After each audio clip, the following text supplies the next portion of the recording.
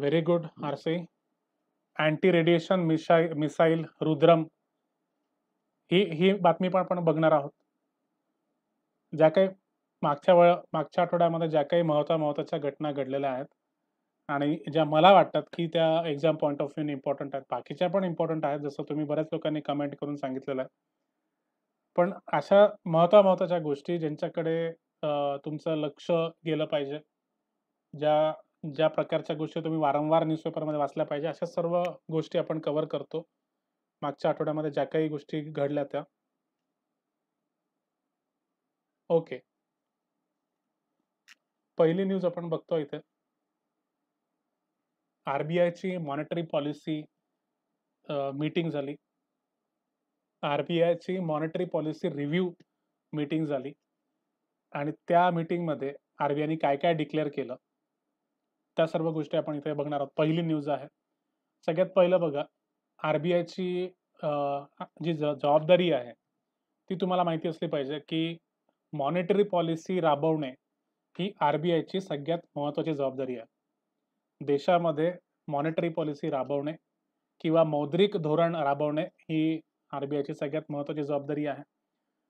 February 2015 मध्ये RBI आणि government of India यांच्यामध्ये एक मीटिंग झाली होती, एक ॲग्रीमेंट झाली होती आणि त्या ॲग्रीमेंट प्रमाणे हा ठराव पास झाला होता की देशामध्ये मॉनिटरी पॉलिसी किंवा मौद्रिक धोरण राबवण्यासाठीची जी जबाबदारी आहे ती जबाबदारी राहील मॉनिटरी पॉलिसी कमिटीकडे. मॉनिटरी पॉलिसी कमिटी, त्याला आपण म्हणतो MPC. आता ही जी मॉनिटरी पॉलिसी कमिटी आहे तिचा जो हेड असतो, त्याचा जो चीफ असतो, बघा फेब्रुवारी 2015, ठीक आहे. याच्यामध्ये भारत सरकार आणि आरबीआय यांच्यामध्ये एक ॲग्रीमेंट झाली होती. त्या ॲग्रीमेंटचं नाव होतं मॉनिटरी पॉलिसी फ्रेमवर्क ॲग्रीमेंट.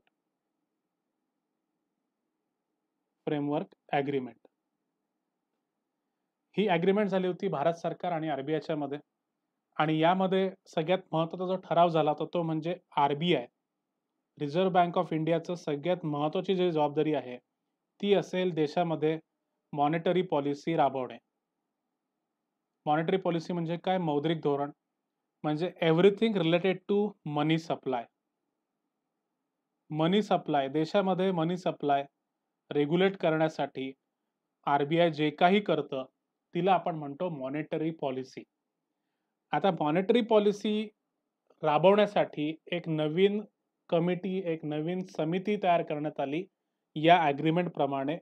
आणि त्या ॲग्रीमेंट प्रमाणे ती जी कमिटी होती त्या कमिटीचं नाव होतं मॉनिटरी पॉलिसी कमिटी. एक कमिटी स्थापन करण्यात आली, एक समिती स्थापन करण्यात आली आणि त्या कमिटीकडे म्हणजे रिस्पॉन्सिबिलिटी देण्यात आली की तुम्ही देशामधलं जे मौद्रिक धोरण आहे ते तुम्ही राबवा. मौद्रिक धोरणामध्ये काय केलं जातं की देशामध्ये मनीचा सप्लाय किती आहे तो कंट्रोल केला जातो. आता मॉनिटरी पॉलिसी कमिटी ही जी आहे, मॉनिटरी पॉलिसी कमिटी, हिच्यामध्ये कोण कोण असतं? हिचा जो म्हणजे जो चेअरमन असतो तो असतो आरबीआयचा गव्हर्नर. आरबीआयचा जो गव्हर्नर आहे तो या मॉनिटरी पॉलिसी कमिटीचा चेअरमन असतो. त्याच्यानंतर आरबीआयचे जे काही डेप्युटी गव्हर्नर असतात ते या मॉनिटरी पॉलिसी कमिटीचे मेंबर्स असतात. त्यासोबतच दोन जे अधिकारी आहेत ते सेंट्रल गव्हर्नमेंट कडून आलेले असतात आणि सेंट्रल गव्हर्नमेंट कडून ते नॉमिनेटेड असतात. तर ते सेंट्रल गव्हर्नमेंटमध्ये सेक्रेटरी लेवलचे अधिकारी, जी फायनान्स मिनिस्ट्री आहे ती सेक्रेटरी लेवलच्या अधिकाऱ्यांना नॉमिनेट करते, नामनिर्देशित करते आणि या मॉनिटरी पॉलिसी कमिटीमध्ये पाठवते. जे काही निर्णय होतात ते मेजॉरिटी वोटने होतात आणि हे जे अधिकारी आहेत हे तिथे फक्त प्रेझेंट असतात सरकारच्या वतीने.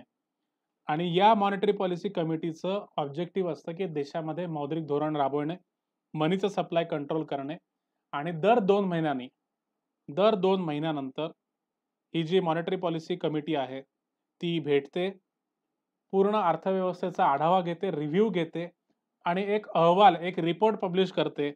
त्या रिपोर्टचं नाव असतं monetary policy monetary policy review. Monetary policy review दर 2 महिन्यानंतर जी मॉनिटरी पॉलिसी कमिटी आहे ती भेटते आणि आपल्या अर्थव्यवस्थेचा आढावा घेते, रिव्ह्यू घेते.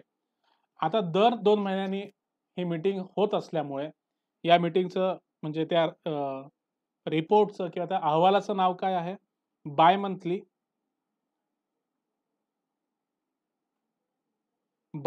Monetary policy review report. ठीक आहे का? कारण की दर 2 महिन्यानंतर ही कमिटी भेटत असते आणि दर 2 महिन्यानंतर ही रिपोर्ट पब्लिश करत असते.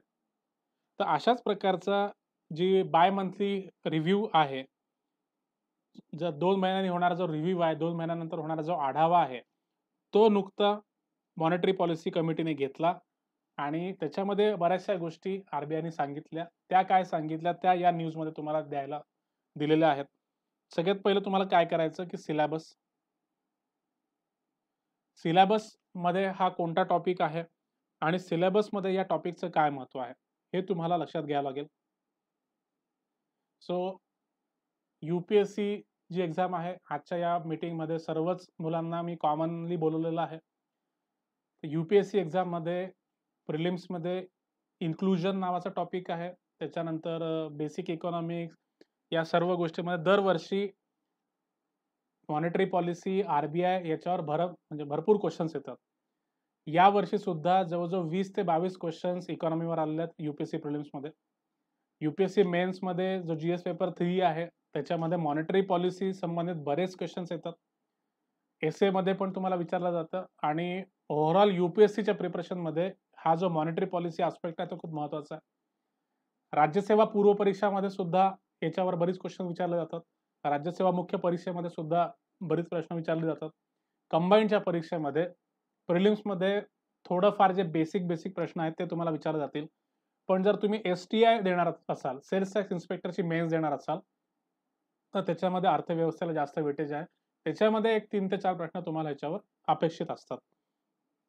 सो आरबीआय आणि आरबीआयचं धोरण, आरबीआयचं सगळं फंक्शनिंग या सर्व गोष्टी तुम्हाला माहिती असल्या पाहिजे.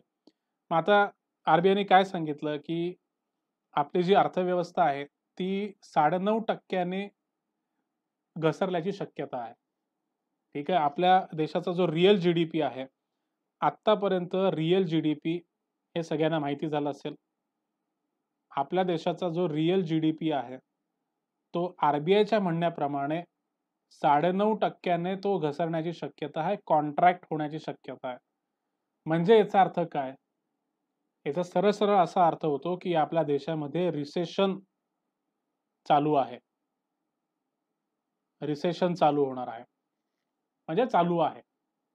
रिसेशन म्हणजे काय? Negative growth. आपल्या देशाची जी आर्थिक वृद्धी आहे ती निगेटिव्ह होऊन जाते. त्याला आपण म्हणतो रिसेशन. आणि आरबीआयचं म्हणणं आहे की जी निगेटिव्ह ग्रोथ आहे ते किती झालेली आहे? वजा 9.5% झालेली आहे. आणि पॉझिटिव्ह ग्रोथ कधी दिसणार आहे? फक्त क्वार्टर 4 नंतरच आपल्याला पॉझिटिव्ह ग्रोथ दिसायला लागणार आहे. म्हणजे जे आपलं पहिलं क्वार्टर होतं, दुसरं क्वार्टर होतं आणि तिसरं क्वार्टर म्हणजे काय? तिमाही. तर जे शेवटचं क्वार्टर आहे, शेवटची जी तिमाही आहे त्याच्यामध्येच आपल्याला पॉझिटिव्ह ग्रोथ दिसेल. बाकी तिन्हीच्या तिन्ही क्वार्टरमध्ये निगेटिव्ह ग्रोथ होणार आहे असं आरबीआयच्या रिपोर्टमध्ये सांगितलेलं आहे. म्हणजे याचा अर्थ काय की आपल्या देशामध्ये भयंकर रिसेशन सुरू झालेलं आहे.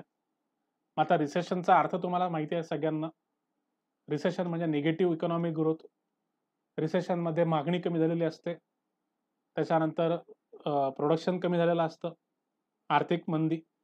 थोडंसं आर्थिक मंदी आणि रिसेशनमध्ये थोडासा एक मायन्यूट फरक आहे प्रणोती. बाकीच्यांनी पण हा लक्षात घ्या.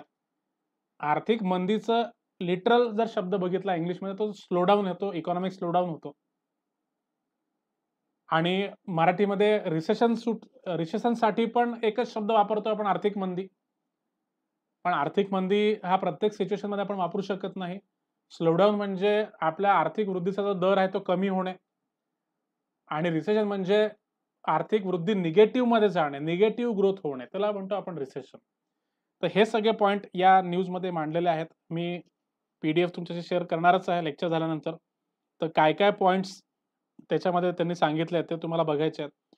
जेव्हा पण तुम्ही अशा प्रकारची न्यूज वाचाल तेव्हा पहिले हेडलाईन वाचणं खूप गरजेचं असतं. हेडलाईन बघून तुम्ही ठरवू शकता की ती न्यूज वाचायची की नाही.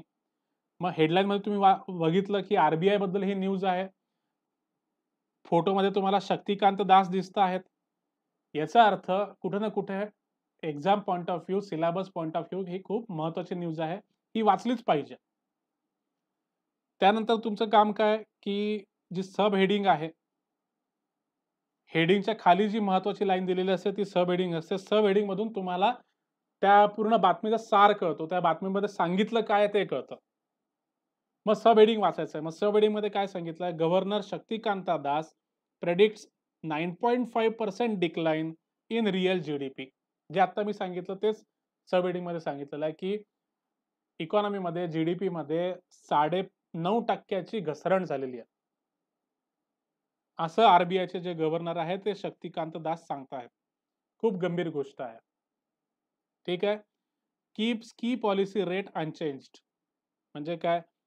जे मौद्रिक धोरण आहे, जे आर-बी-आय राबवतं आहे, त्याच्यामध्ये काही महत्त्वाचे काही रेट्स असतात. त्याला आपण म्हणतो की पॉलिसी रेट्स. आता ते आपण इकॉनॉमीच्या लेक्चरमध्ये शिकणारच आहोत. त्याचे उदाहरणं मी तुम्हाला देतो. सी-आर-आर हा एक महत्त्वाचा पॉलिसी रेट आहे. सी-आर-आर, त्याच्यानंतर एस-एल-आर, त्याच्यानंतर रेपो रेट, त्याच्यानंतर रिव्हर्स रेपो रेट, त्याच्यानंतर लिक्विडिटी ॲडजस्टमेंट फॅसिलिटी. आता ॲक्चुअली ही फॅसिलिटी आहे, हा कुठला रेट नाहीये. त्याच्यानंतर एम-एस-एफ रेट, ठीक आहे. त्याच्यानंतर बँक रेट, त्याच्यानंतर बेस रेट. हे असे मौद्रिक धोरणामधले काही महत्त्वाचे इंटरेस्ट रेट आहेत. आणि आर-बी-आयचं हे काम असतं, मॉनिटरी पॉलिसी कमिटीचं हे काम असतं, की ह्या इंटरेस्ट रेट्समध्ये बदल करून देशामध्ये जो आर्थिक सिच्युएशन आहे तिला सांभाळणे, देशामध्ये जो पैशांचा पुरवठा आहे तो कंट्रोल करणे. ठीक आहे. आता तुम्हाला सगळ्यांना ही एक गोष्ट सांगू इच्छितो मी. सगळ्यांना एक होमवर्क देऊ इच्छितो. काही होमवर्क करायचं म्हणजे खूप काही अभ्यास करायचा आहे, खूप 50 पुस्तकं वाचायची आहे असं होमवर्क नाहीये. आपल्याच YouTube चॅनलवर एक इकॉनॉमी संबंधित एक सेपरेट लेक्चर सीरीज मी टाकलेली आहे. आर-बी-आय संबंधित. किती लोकांनी ती बघितली आहे मला कमेंट करून सांगा पटापट.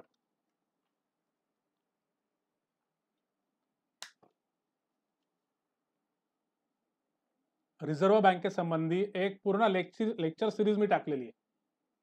किती लोकांनी ती बघितली आहे? कमेंट करून सांगा पटापट. माझा आवाज येतोय? नाही बघितली. ओके. नाही बघितली. बरं. ओके. अजून नाही पाहिली. ओके. ओके.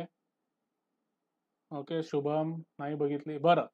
तुम्हाला सगळ्यांना माझी सूचना आहे. अक्षय नाही बघितली. काही प्रॉब्लेम नाही.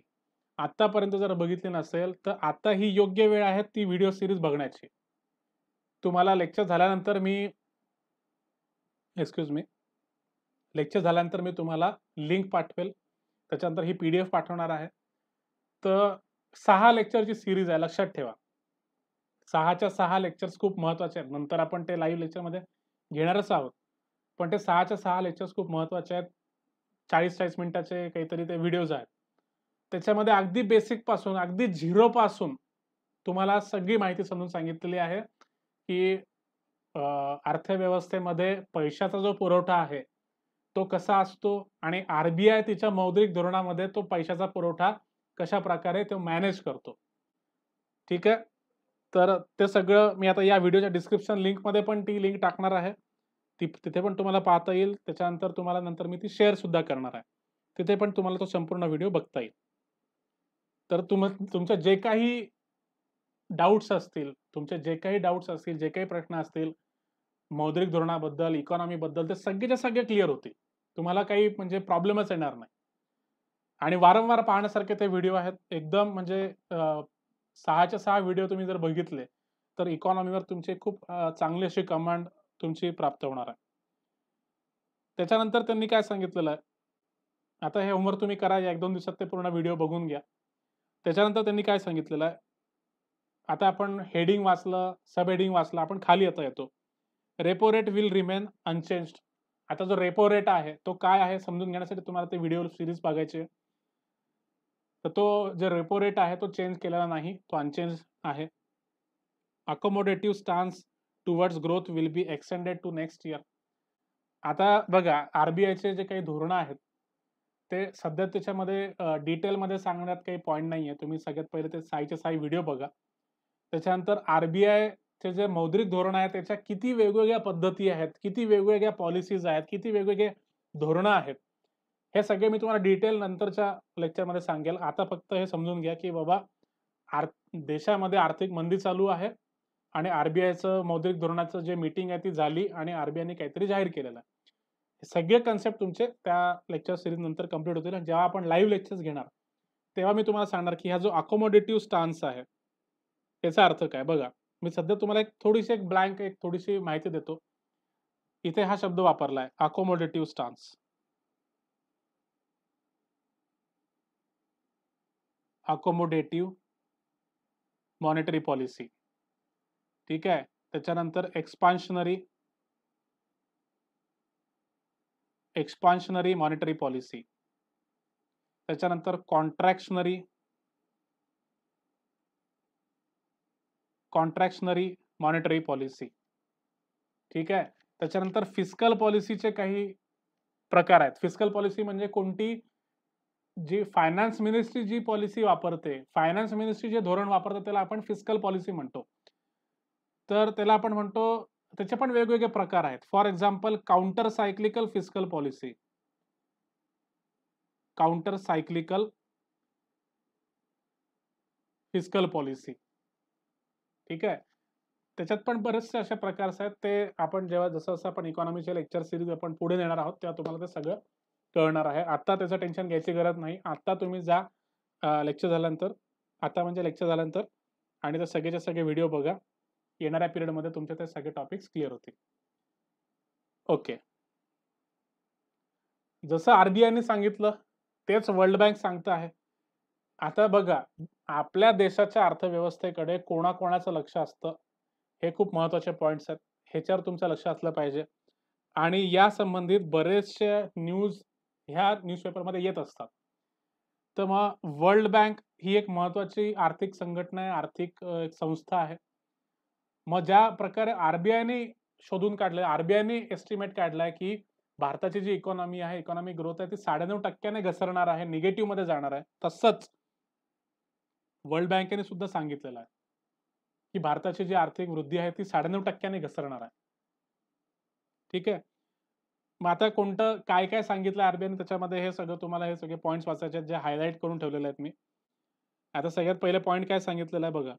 The World Bank expects India's economy to contract by 9.6% in 2021 म्हणजे 2020-21 मध्ये 9.6% भारताची अर्थव्यवस्था घसरणार आहे.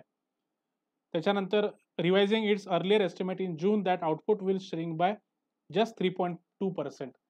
असाच एस्टिमेट वर्ल्ड बँकेने जून मध्ये काढलं होतं, पण तेव्हा सांगितलं होतं की फक्त 3.2%नेच भारतीय अर्थव्यवस्था घसरणार आहे. तुम्ही विचार करा किती भयंकर नुकसान झालेलं आहे आर्थिक आपल्या अर्थव्यवस्थेचं.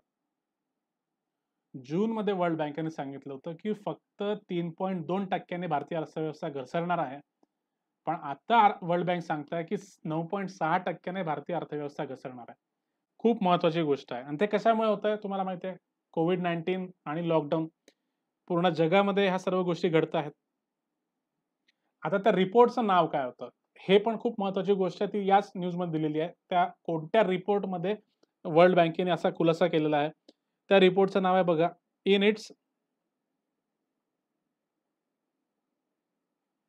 It's south Asia economic focus report released on Thursday. गुरुवारी वर्ल्ड बँकेने एक रिपोर्ट पब्लिश केली. त्या रिपोर्टचं नाव काय होतं south Asia economic focus report. Okay. आणि मग त्याच्यात त्यांनी सांगितलेलं आहे की काय कोणत्या देशाचं, कारण की पूर्ण साऊथ एशिया बद्दल त्यांनी सांगितलेलं आहे आणि कोणत्या देशाची परिस्थिती कशी कशी बदलणार आहे ते त्यांनी त्यात सांगितलेलं आहे. ठीक आहे. India's gross domestic product contracted 23.9% in the first quarter of this year. बघा खूप मोठा खूप मोठा खुलासा केलेला आहे इथे वर्ल्ड बँकेने, की आपलं जे पहिलं क्वार्टर आहे, बघा कुठलं पण आर्थिक वर्ष हे 4 क्वार्टरमध्ये 4 तिमाहीमध्ये विभागलेलं असतं. Quarter 1, quarter 2, quarter 3, quarter 4. 12 महिन्याचे आपण 4 भाग केले 3-3 महिन्याचे, त्याला आपण म्हणतो तिमाही किंवा क्वार्टर. तर वर्ल्ड बँकेने सांगितलं की क्वार्टर 1 मध्ये, क्वार्टर 1 कधी चालू होतं मला सांगा पटकन. मला पटकन कमेंट करून सांगा की भारतीय अर्थव्यवस्थेचं जे वर्ष आहे. Very good Shubham, Pranoti. 1 April पासून आपलं पहिलं क्वार्टर सुरू होतं. एप्रिल ते जून. एप्रिल ते जून? एप्रिल, मे, जून. ओके. 3 महिन्याचं पहिलं क्वार्टर. बरोबर? तर या पहिल्या क्वार्टरमध्ये आपली जी भारतीय अर्थव्यवस्था आहे ती 23% घसरलेली आहे. हे असं वर्ल्ड बँकेने सांगितलेलं आहे. खूप मोठी गोष्ट आहे. फर्स्ट क्वार्टरमध्ये भारतीय अर्थव्यवस्था 23% घसरली आहे. ठीक आहे. आरबीआय काय सांगताय की पॉझिटिव्ह ग्रोथ फक्त आपल्याला चौथ्या क्वार्टरमध्येच दिसेल. आता बघा सणवार येणार आहेत. सणासुदीचे दिवस आहेत. अधिक महिना आता चालू होता. बहुतेक आता 3-4 दिवसामध्ये तो काहीतरी संपेल.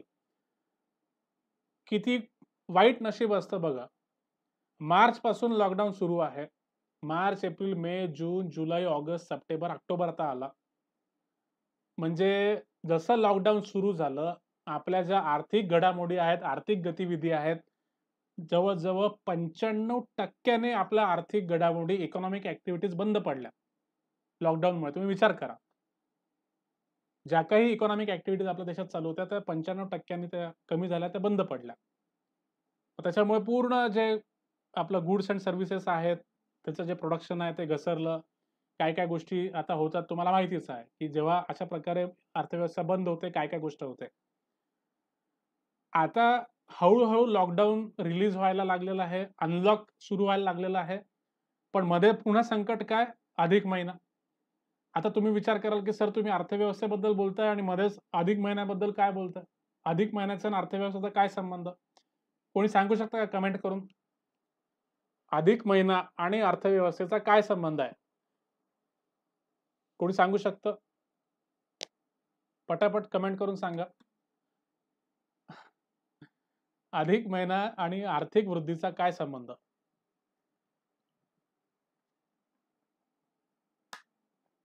बरं, दिवाळी लेट येते. ओके. Fair enough. ओके. अजून कोणी सांगू शकता का? अधिक महिन्याच्या आधी अजून एक असाच एक पिरियड येऊन गेला. तो अर्थव्यवस्थेच्या दृष्टीने खूप वाईट असतो. तो कोणता सांगा? सांगू शकता का? अधिक महिन्याशी अजून एक पिरियड आपला ओव्हरलॅप झाला. तो कॅलेंडरशी संबंधित आहे. की तो जो एक 15 ते 20 दिवसाचा जो काही 21 दिवसाचा पिरियड असतो. Very good Shubham. शुभमने खूप चांगलं सांगितलेलं आहे. बघा, पित्र सर्व पितरी अमावास्या असते आणि तिचे जे काही ते 15 ते 20 दिवस असतात. सर्व पितरी अमावास्येचे. म्हणजे त्याला पितृपक्ष म्हणतो आपण त्याला, बरोबर? संपूर्ण देशामध्ये आणि संपूर्ण हिंदू धर्मामध्ये या ज्या पितृपक्षाला आपण वाईट समजतो. त्याच्यामध्ये लोकं काही नवीन खरेदी करत नाही, कुठे इन्व्हेस्ट करत नाही, बिझनेसमध्ये इन्व्हेस्ट करत नाही, सोनं खरेदी करत नाही. कुठलीच इकॉनॉमिक ॲक्टिव्हिटी ही अशुभ मानली जाते. बरोबर? जे लोकं चिंगूस असतात खूप, जे ₹1-1 रुपयाकडे बघतात, त्यांच्यासाठी हा खूप चांगला पिरियड असतो. आता मी माझ्या आजूबाजूला असे अनेक लोकं बघितले आहेत. इतके चिंगूस, की ते या पितृपक्षाची वाट बघतात आणि त्या पिरियडमध्ये सोनं घेतात किंवा काही ना काही खरेदी करतात. ठीक आहे. तो त्यांचा प्रश्न ॲक्चुअली. पण संपूर्ण देशभरामध्ये पितृपक्षामध्ये कुठला नवीन इन्व्हेस्टमेंट होत नाही, कुठली नवीन खरेदी होत नाही. त्याच्यानंतर पुन्हा अधिक महिना आणि आता अनलॉक सुरू व्हायला लागलेला आहे आणि या अधिक महिन्यामुळे जास्त इकॉनॉमिक ॲक्टिव्हिटीज नाही वाढल्या.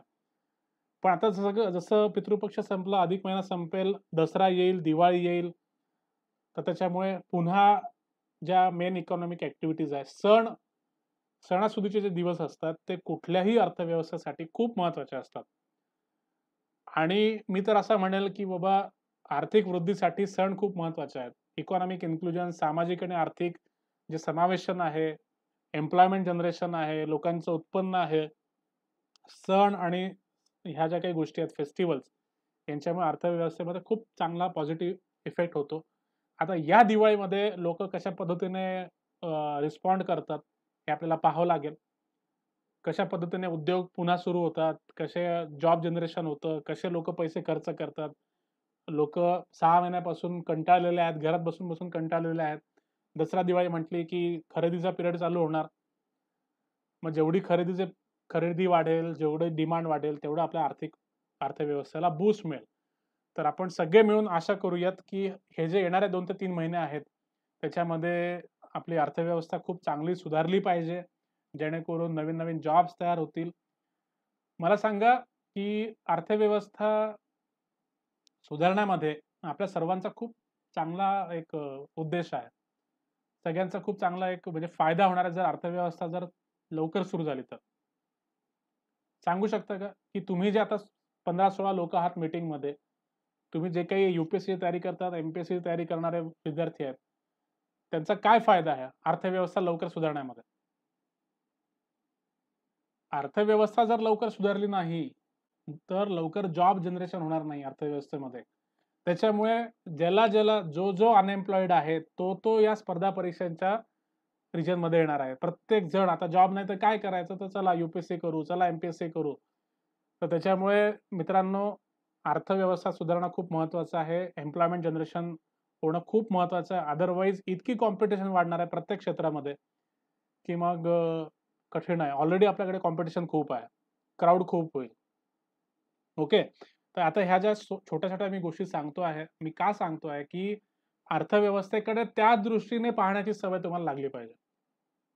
ठीक आहे. आपण कन्सेप्ट तर शिकतोच आहे, सिलेबस तर मी तुम्हाला शिकवतोच क्लासमध्ये. तुम्हाला सगळे कन्सेप्ट सिलेबसमध्ये सगळे टॉपिक मी आपल्या रेग्युलर लेक्चरमध्ये मी शिकवतो. पण अर्थव्यवस्थेकडे त्या दृष्टीने बघण्याचा जो दृष्टिकोन आहे, तो तुम्हाला एसे रायटिंगमध्ये कामात येईल, तुम्हाला इंटरव्ह्यूमध्ये कामात येईल. कारण की इंटरव्ह्यू तुमची पर्सनॅलिटी टेस्ट आहे. तुम्ही किती घोकमपट्टी करता, ते काही तिथे मॅटर नाही करत. ठीक आहे. सो इकॉनॉमीबद्दल ही दुसरी न्यूज होती. हे नंतर ते हायलाइट केलेलं आहे, ते तुम्ही वाचून घ्या. इथे मी ऑलरेडी हायलाइट करून ठेवतो तुमच्यासमोर. तर जेव्हा तुम्ही वाचाल, तेव्हा तुम्हाला ते महत्त्वाचे वाचायचे आहेत. म्हणजे लक्षपूर्वक ते टॉपिक वाचायचे आहेत. काही-काही पॉइंट्स आहेत, जे मी हायलाइट करून ठेवतो आहे. ते तुम्ही व्यवस्थित वाचा. तुम्हाला खूप मदत होईल ते समजून घ्यायला. ठीक आहे? ओके. सो नेक्स्ट टॉपिक आपण बघू. काही नवीन प्रजाती सापडल्यात आपल्या देशामध्ये. म्हणजे पॅन्डेमिक सुरू होता. संपूर्ण जगभरामध्ये रोगराई पसरलेली होती. कोरोनाचं संकट पसरलं होतं. पण तरीसुद्धा काही नवीन स्पेशीज डिस्कव्हर झालेल्या आहेत. जवळ-जवळ आता हेडलाईन काय आहे ती बघा. "Amid pandemic gloom, 544 reasons for India to cheer." देशामध्ये 544 नवीन प्राण्यांच्या प्रजाती सापडलेल्या आहेत. आता त्या प्रजाती कोणत्या आणि त्याचं काय महत्त्व आहे ते तुम्हाला बघायचं आहे. रॉक ड्वेलिंग गेको ही एक नवीन प्रजाती आहे. बघा, 1 मिनिटं. रॉक ड्वेलिंग गेको सिनेमाप्सिस आनंदानी ही एक प्रजाती आहे. Fungi, hygrocybe indica, dung beetle, burrowing frog, स्पॅरेथ sphaerotheca magadha and wild fern pteris subriana. आता याच्यातल्या ज्या पॉप्युलर ज्या स्पेशीज आहेत, ज्या सापडल्या आहेत, त्यांचं काहीतरी वैशिष्ट्य आहेत. अशा स्पेशीज तुम्हाला विचारल्या जाऊ शकतात. प्रिलिम्समध्ये तुम्हाला जनरल सायन्स आहे. तर जनरल सायन्समध्ये बायोलॉजी हा विषय आहे. त्याच्यामध्ये कोणकोणत्या वेगवेगळ्या स्पेशीज आहेत. त्यासोबत environment, ecology, biodiversity, climate change हा एक टॉपिक आहे प्रिलिम्समध्ये. यू-पी-एस-सी प्रिलिम्स ॲज वेल ॲज एम-पी-एस-सी प्रिलिम्स. मी जे काही बोलतोय ते सगळे तुम्हाला सगळ्यांना डोळ्यासमोर ठेवून मी बोलतोय. तर त्याच्यामध्ये बायोडायव्हर्सिटी हा टॉपिक आहे. तर बायोडायव्हर्सिटीच्या दृष्टीने आपलं हे जे वर्ष आहे ते खूप महत्त्वाचं आहे. खूप चांगली गोष्ट झालेली आहे, की 544 नवीन जाती आपल्याकडे सापडलेल्या आहेत. मग त्या कोणत्या? महत्त्वाच्या कोणत्या जाती आहेत? त्यांचं काय वैशिष्ट्य आहे? हे या न्यूजमध्ये दिलेलं आहे. त्या पद्धतीने तुम्हाला ही पूर्ण न्यूज वाचायची आहे. रॉक ड्वेलिंग गेको. 1 सेकंड. रॉक ड्वेलिंग गेको वगैरे सगळ्यांच्या या जातींच्या नावं दिलेली आहेत, ते तुम्ही वाचा. ठीक आहे. कुठे-कुठे काय-काय म्हणजे तुम्हाला सापडलेलं आहे, कोणती-कोणती प्रजाती सापडलेली आहे. Wild ginger variety Ammonium nagnus discovered from the forest behind Kohima zoo in Nagaland. नागालँडमध्ये वाईल्ड जिंजरची प्रजाती सापडलेली आहे. त्याच्यानंतर a wild fern pteris subiriana found not just in Kerala, also in Tamil Nadu and Maharashtra. Kerala, Tamil Nadu आणि महाराष्ट्रामध्ये एक फर्नची प्रजाती सापडलेली आहे. त्याच्यानंतर India has 544 reasons to cheer with the zoological survey of India and the botanical survey of India. ह्या 2 संस्था आहेत बघा. झूलॉजिकल सर्व्हे ऑफ इंडिया आणि बॉटनिकल सर्व्हे ऑफ इंडिया. ह्याचं काम काय असतं, की फ्लोरा आणि फॉना म्हणजे प्राणी, त्यांच्या प्रजाती आणि वनस्पती त्यांच्या प्रजाती, त्यांचा अभ्यास करणे, त्यांचा रेकॉर्ड मेंटेन करणे, हे काम या 2 संस्थांचं आहे. तर UPSC एक्झाम जर तुम्ही बघितली, UPSC प्रिलिम्स जर तुम्ही बघितलं, तर त्याच्यामध्ये तुम्हाला बायोडायव्हर्सिटी या सेक्शनच्या अंडर तुम्हाला असे प्रश्न विचारले जाऊ शकतात. बट जर तुम्ही MPSCची तयारी करत असाल, MPSC प्रिलिम्स, MPSC मेन्स, पुन्हा एकदा नीट लक्षपूर्वक ऐका. कंबाइंड मेन्स परीक्षा याच्यामध्ये ह्या ज्या संस्था आहेत, या संस्थांवर तुम्हाला जास्तीत जास्त प्रश्न विचारू शकतात. त्याच्यामुळे त्या संस्था तुम्हाला व्यवस्थित करून घ्यायच्या आहेत. आता तुम्हाला मी होमवर्क देतोय. होमवर्कमध्ये तुम्हाला झूलॉजिकल सर्व्हे ऑफ इंडिया, त्याच्यानंतर बॉटनिकल सर्व्हे ऑफ इंडिया यांच्याबद्दल माहिती काढायची आणि यांच्याबद्दल पॉइंट्स तुम्हाला नोट डाउन करून ठेवायचे आहेत. मग आता कोणते-कोणते पॉइंट्स? तर एस्टॅब्लिशमेंट कधी झाली? स्थापना कधी झाली? मग झूलॉजिकल सर्व्हे ऑफ इंडियाची स्थापना कधी झाली? बॉटनिकल सर्व्हे ऑफ इंडियाची स्थापना कधी झाली? हे तुम्हाला शोधून काढायचं आहे. त्याच्यानंतर कोणी महत्त्वाचा फाउंडर होता का? कोणी महत्त्वाचा वैज्ञानिक होता का त्यांच्या एस्टॅब्लिशमेंटच्या मागे? हे तुम्हाला बघायचं आहे. त्याच्यानंतर कोणत्या मिनिस्ट्रीच्या अंडर ते येतात? ती जी संस्था आहे ती कोणत्या मिनिस्ट्रीच्या अंडर येते? का ती ऑटोनॉमस संस्था आहे? का ती कुठली स्टॅट्युटरी संस्था आहे? स्टॅट्युटरी म्हणजे कुठल्यातरी लॉ अनुसार ती बनवलेली असते. कुठलातरी लॉ पास केला जातो आणि त्या लॉमध्ये सांगितलेलं असतं, की अमुक-अमुक संस्थेला एस्टॅब्लिश करा. अशा संस्थेला आपण म्हणतो स्टॅट्युटरी बॉडी. मग ती बॉडी स्टॅट्युटरी बॉडी आहे का नॉन स्टॅट्युटरी बॉडी आहे? ऑटोनॉमस बॉडी आहे का मिनिस्ट्रीच्या अंडर येते? कुठल्या मिनिस्ट्रीच्या अंडर येते? ह्या सर्व गोष्टी तुम्हाला याच्यात बघायच्या आहेत. त्यानंतर तुम्हाला नेक्स्ट पॉइंट बघायचा आहे, की तिचे रोल काय आहे? त्या बॉडीचा रोल काय आहे? त्या बॉडीचं फंक्शन काय आहे? ठीक आहे. त्याच्यानंतर तिचे जे हेड ऑफिस आहे, ते कोणत्या शहरामध्ये आहे? तिचे ज्या ब्रांचेस आहेत, त्या कोणत्या शहरामध्ये आहेत? ठीक आहे. त्या संस्थेला जर कुठला अवॉर्ड मिळालेला असेल, तर काय-काय अवॉर्ड मिळालेला आहे? उदाहरणार्थ आता आपण लगेच एक न्यूज बघणार आहोत. World food Programme. आंतरराष्ट्रीय लेव्हलला युनायटेड नेशनच्या अंडर येणारी ही जी संस्था आहे, जे गरीब देश आहे, ज्यांच्यामध्ये मालन्यूट्रिशन आहे, हंगर आहे, त्या देशांमध्ये जाऊन फूड प्रोव्हाईड करणे. 1961 मध्ये ती संस्था स्थापन झालेली आहे. तर मग तिला नोबेल पीस प्राइज मिळालेला आहे. ठीक आहे. तर त्याच्यामुळे त्या संस्थेला काही-काही अवॉर्ड मिळालेले आहेत का? काही महत्त्वाच्या व्यक्ती त्या संस्थेमध्ये काम करणारे आहेत का? अशा सर्व गोष्टी तुम्हाला न्यूजपेपरमध्ये बघायच्या आहेत आणि इंटरनेटवर सर्च करायचं आहे. हे तुमचं होमवर्क आहे. लक्षात घ्या.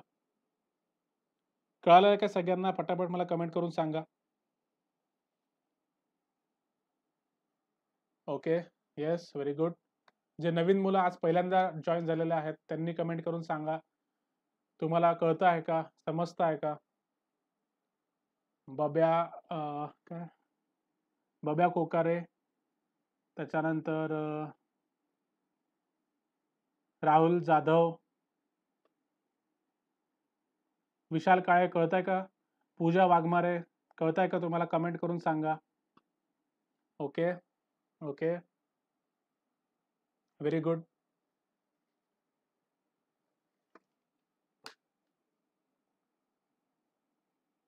ओके. त्यानंतर महत्त्वाची न्यूज आहे. ती न्यूज पहिलं दाखवतो आणि त्या न्यूजवर एक एडिटोरियल आलेलं आहे, ते पण तुम्हाला वाचायचं आहे नंतर. काही दिवस आधी आपल्या देशामध्ये स्पेसिफिकली म्हणजे दिल्लीला दिल्लीला प्रोटेस्ट झाले होते आणि ते प्रोटेस्ट कुठे झाले होते? शाहीन बागमध्ये ते प्रोटेस्ट झाले होते. म्हणजे अनेक दिवस, अनेक महिने त्यांनी तो एक जो रोड आहे तो ब्लॉक करून ठेवला होता आणि तिथे तंबू वगैरे लावून ठेवले होते आणि त्यांनी प्रोटेस्ट करत होते. शांतिमय प्रोटेस्ट करत होते. ठीक आहे. ते प्रोटेस्ट का सुरू होते? तर सिटिझनशिप अमेंडमेंट बिल याचा विरोध करण्यासाठी ते प्रोटेस्ट होत होते. मग ते सुरुवातीला अनेक महिने त्यांनी प्रोटेस्ट केले, शांततामय प्रोटेस्ट केले. मग नंतर त्याला व्हायलंट स्वरूप मिळालं. मग JNU मध्ये सगळ्यात पहिले सुरुवात झाली. JNU मध्ये काही गुंडे घुसले आणि त्यांनी विद्यार्थ्यांना मारहाण केली.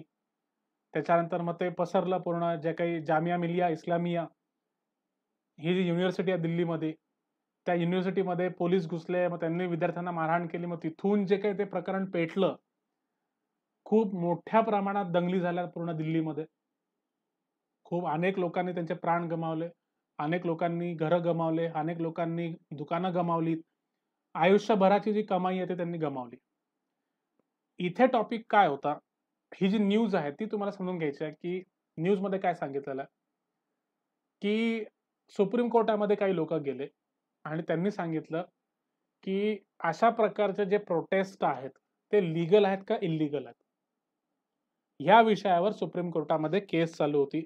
आणि आता इथे जे प्रश्न होता तो प्रश्न कशामध्ये होता? तुम्हाला माहिती आहे की freedom of speech and expression, ठीक आहे, अभिव्यक्ती स्वातंत्र्य, बोलण्याचा अधिकार हा कोणत्या आर्टिकल मध्ये दिलाय मला पटकन सांगा कमेंट करून. Freedom of speech and expression हा जो हक्क आहे तो कोणत्या आर्टिकल मध्ये दिलाय? आर्टिकल 19. Very good. आर्टिकल 19 मध्ये दिलेला आहे. ठीक आहे. आता या फ्रीडमचं एका दुसऱ्या फ्रीडमशी द्वंद्व चालू होतं, एका दुसऱ्या फ्रीडमशी कन्फ्लिक्ट सुरू होता. Right to free movement. Right to free movement. तुम्हाला माहिती आहे की आपल्या घटनेमध्ये मूलभूत हक्क आहे की संपूर्ण देशामध्ये आपण कुठेही फ्रीली मूव्ह करू शकतो. हे स्वातंत्र्य कुठे दिलेलं आहे ते सांगा मला, कमेंट करून सांगा.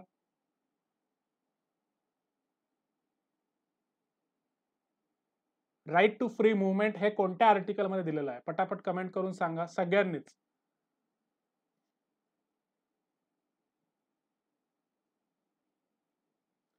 व्हेरी गुड अक्षय. आर्टिकल 19 मध्येच राईट टू फ्री मूव्हमेंट आहे. आर्टिकल 19 मध्ये 6 फ्रीडम आहेत, 6 राईट्स आहेत. Freedom of speech and expression, freedom to assemble peacefully, freedom to form association, freedom of movement, freedom of residence आणि फ्रीडम ऑफ ऑक्युपेशन. ठीक आहे. हे सगळे आर्टिकल 19 मध्ये 6 फ्रीडम दिलेले आहेत. हे तुमच्या बोटावर, तुमच्या तोंडावर असले पाहिजेत.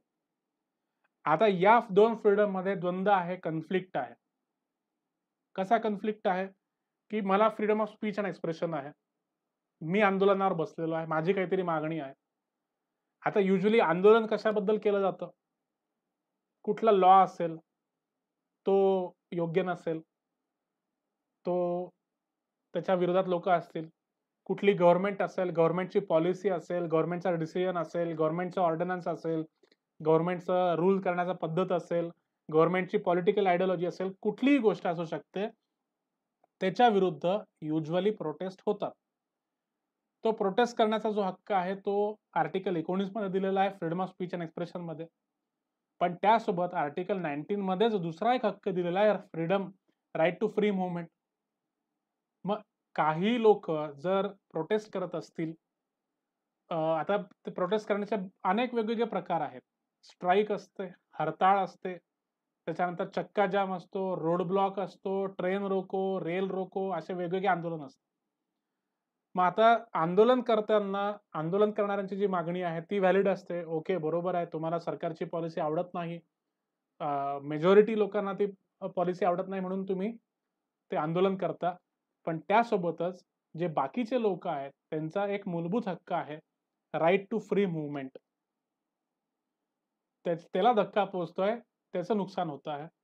आणि त्याच्याबद्दल आता सुप्रीम कोर्टचा निर्णय आलेला आहे, की जरी आर्टिकल 19 हा महत्वाचा मूलभूत हक्क असला तरीही तो या हक्काला डावलू शकत नाही.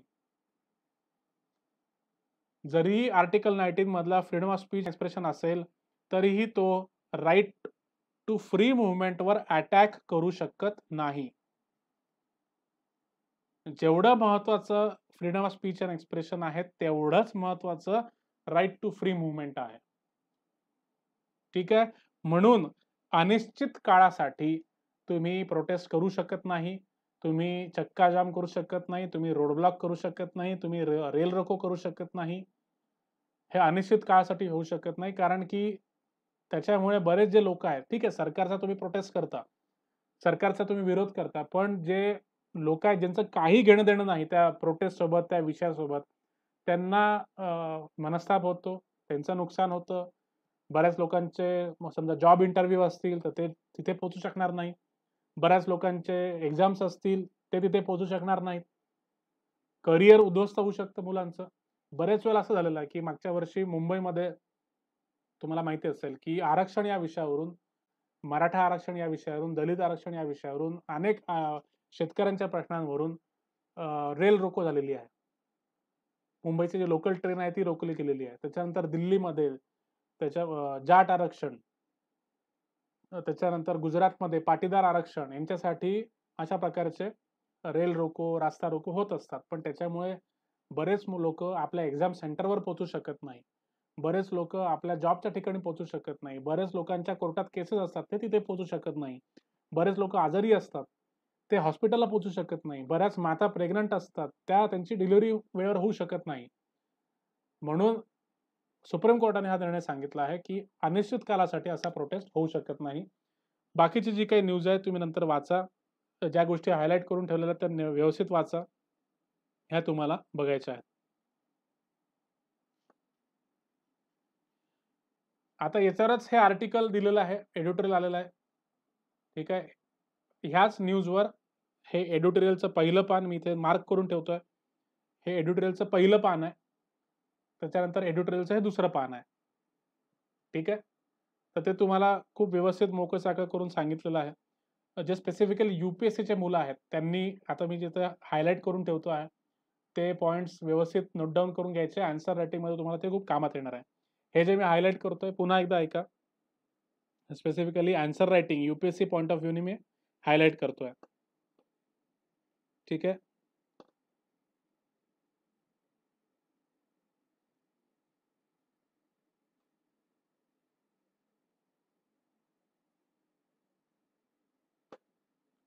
काही महत्त्वाचे पॉइंट्स मी हायलाइट करतो आहे. ते तुम्हाला यूपीएससी पॉइंट ऑफ व्ह्यू खूप इम्पॉर्टंट आहे.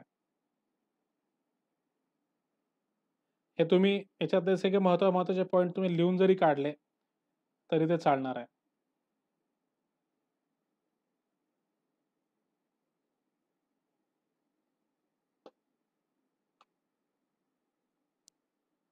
हे मी आता हायलाइट करून ठेवतोय, म्हणजे जे पी-डी-एफ मी तुम्हाला पाठवेल, त्या पी-डी-एफमध्ये ते सगळे हायलाइटेड पॉइंट्स तुम्हाला पाहायला मिळतील.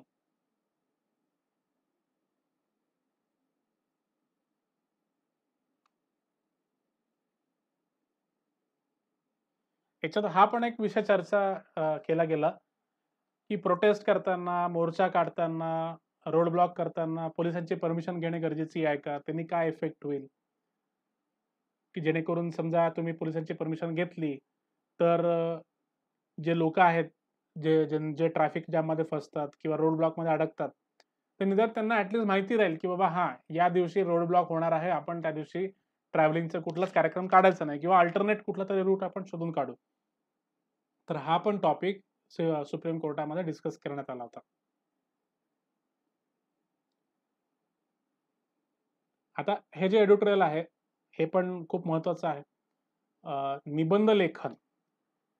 निबंध लेखन यूपीएससीमध्ये पण आहे, राज्यसेवा परीक्षेमध्ये पण आहे. तर निबंध लेखनासाठी हा खूप महत्त्वाचा विषय आहे. काय विषय आहे, की पॅन्डेमिकमुळे आणि आपला जो कोरोना पॅन्डेमिक आहे, कोरोना महामारी आहे, त्याच्यामुळे लोकांच्या मानसिक स्वास्थ्यावर खूप मोठा परिणाम झाला आणि त्यामुळे अनेक लोकांनी आत्महत्या केल्या येणाऱ्या काळामध्ये. तर त्याच्यामुळे अशा पिरियडमध्ये लोकांचं मानसिक स्वास्थ्य कसं जपलं पाहिजे, पुढे जाऊन जर असं संकट आलं, तर त्यावेळेस काय केलं पाहिजे? तिथे काय म्हटलंय बघा, "along with fighting with the virus, there is a growing need to make mental health and suicide prevention a priority." म्हणजे व्हायरससोबत लढणं तर महत्त्वाचं आहेच, पण सुसाईड प्रिव्हेन्शन आणि मेंटल स्टॅबिलिटीवर काम करणं, मेंटल स्टॅबिलिटीला प्रमोट करणं हे खूप इम्पोर्टंट आहे. अनेक लोकांनी आत्महत्या केल्या या लॉकडाऊन पिरियडमध्ये. त्याची अनेक कारणं आहेत. PUBG बॅन केलं, अनेक मुलांनी आत्महत्या केल्या. युनिव्हर्सिटीच्या परीक्षा पुढे ढकलल्या गेल्या, लोकांनी आत्महत्या केल्या. रिझल्ट चांगला आला नाही, फेल झाले, मुलांनी आत्महत्या केल्या. लॉकडाऊनमुळे जॉब गेला, उत्पन्न कमी झालं, घराचे हफ्ते फेडू शकत नाही म्हणून अनेक लोकांनी आत्महत्या केल्या. पुण्यामध्ये खूप किस्से झालेले आहेत. मुंबईमध्ये किस्से झालेले आहेत, की सर्व फॅमिलीने मिळून आत्महत्या केलेली आहे, की का? तर आम्ही घरभाडं भरू शकत नाही किंवा घराचे जे इन्स्टॉलमेंट्स आहेत, आमचे जे लोन केस आहेत, त्याचे इन्स्टॉलमेंट आम्ही भरू शकत नाही. असे बरेचसे किस्से झालेले आहेत. काही लोकांनी कोरोनाला घाबरून आत्महत्या केलेली आहे. त्याच्यामुळे मानसिक परिणाम झालेला आहे, की घराच्या बाहेर निघू शकत नाही, कोणाशी संपर्क करू शकत नाही, कुठे जाऊ शकत नाही, जॉब बंद आहे. परत मग एक प्रकारचा पॅरानोइया, की एक प्रकारची भीती, एक प्रकारचा फोबिया लोकांच्या मनात निर्माण झाला, की आता हा कोरोना आहे आणि त्या वाढणाऱ्या केसेस, त्या कोरोनामुळे मरणारे लोकं, त्याच्यामुळे अनेक लोकांच्या मनावर परिणाम झाला आणि लोकांनी आत्महत्या केली. म्हणून अशा प्रकारच्या पिरियडमध्ये लोकांचं मानसिक स्वास्थ्य जपणं खूप महत्त्वाचं आहे. या अर्थाचा हा एक आर्टिकल आहे, एक लेख आहे. तुम्ही हा व्यवस्थित वाचा, निवांत वाचा. जे महत्त्वाचे पॉइंट्स तुम्हाला वाटतात, ते तुम्ही तुमच्या डायरीमध्ये, तुमच्या नोटबुकमध्ये लिहून काढा, जेणेकरून एसे रायटिंगमध्ये तुम्हाला हे कामात येणार आहे. पुन्हा एकदा मी तुम्हाला सांगितलं, की एन्व्हायर्नमेंट, इकॉलॉजी आणि बायोडायव्हर्सिटी हा टॉपिक खूप महत्त्वाचा आहे. जैवविविधता.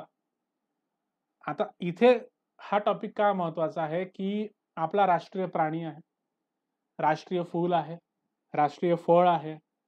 ठीक आहे. आता राष्ट्रीय फुलपाखरू हे कोणतं होणार? त्याच्यावर चर्चा चालू आहे, त्याच्यावर व्होटिंग चालू आहे. आता इथे बघा, काय म्हटलेलं आहे, हेडिंग काय दिलेलं आहे? Citizens poll throws up 3 contenders for national butterfly tag.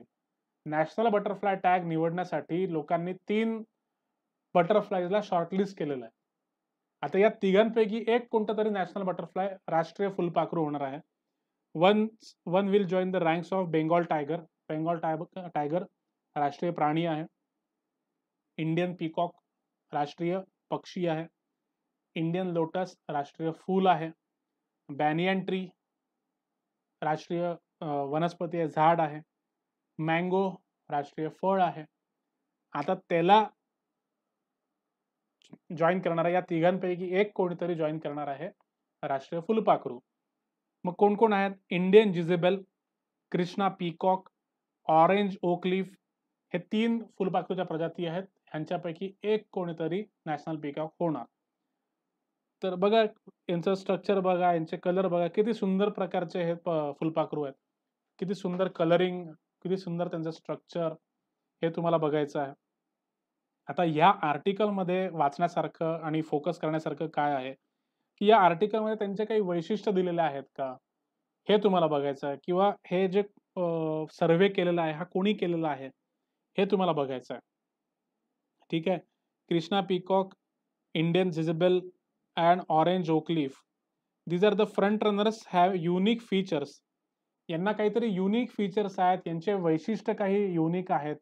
म्हणून यांना लोकांनी शॉर्टलिस्ट केलेलं आहे. यांना लोकांनी वोट दिलेला आहे.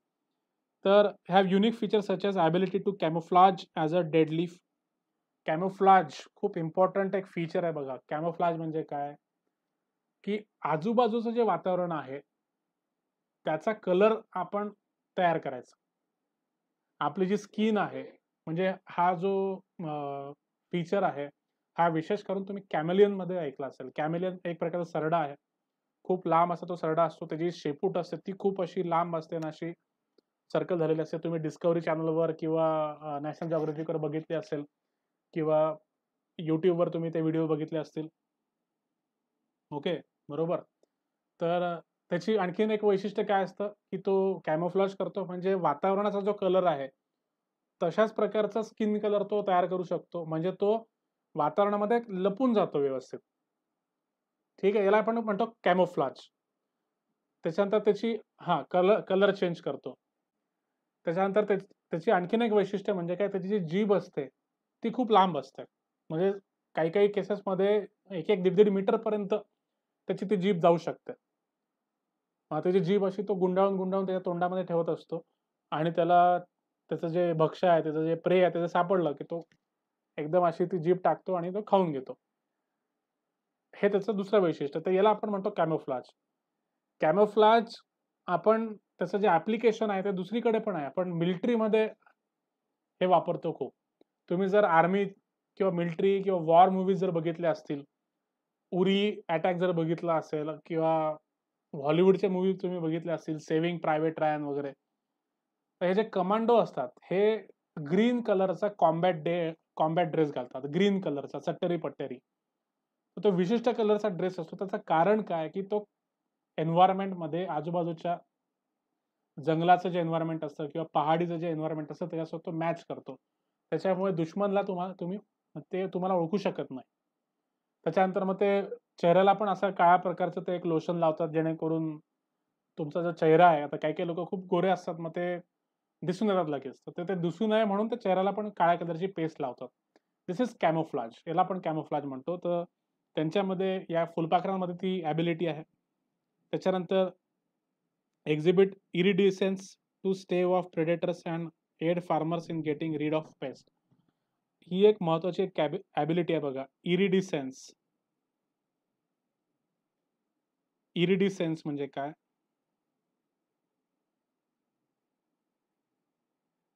आणि ते फुलपाखरू ते अशा प्रकारे चमकतात, अशा प्रकारे ते लाईट एमिट करतात, की त्यांचे जे दुश्मन आहेत, त्यांना जे भक्ष्य करायला टापलेलं आहे त्यांच्यावर ते घाबरून ते पळून जातील. मग याच्यामध्ये ते फार्मर लोकांना पण हेल्प करतात, की ते अशा प्रकारचा ते प्रकाश सोडतात किंवा ते अशा प्रकारे ते चमकतात, की बाकीचे जे पेस्ट आहेत, उंदरं-बिंदरं जे काही पेस्ट आहेत, ते ते तिथून पळून जातात. त्याच्यानंतर the organizers will submit the names of the top 3 to the Ministry of Environment, Forest and Climate Change. आता जे ऑर्गनायझर्स आहेत ते या तिघांची नावं मिनिस्ट्री ऑफ एन्व्हायरमेंट अँड फॉरेस्टला ते देणार आणि मग मिनिस्ट्री डिसाईड करणार की कोण बनणार आहे. ठीक आहे.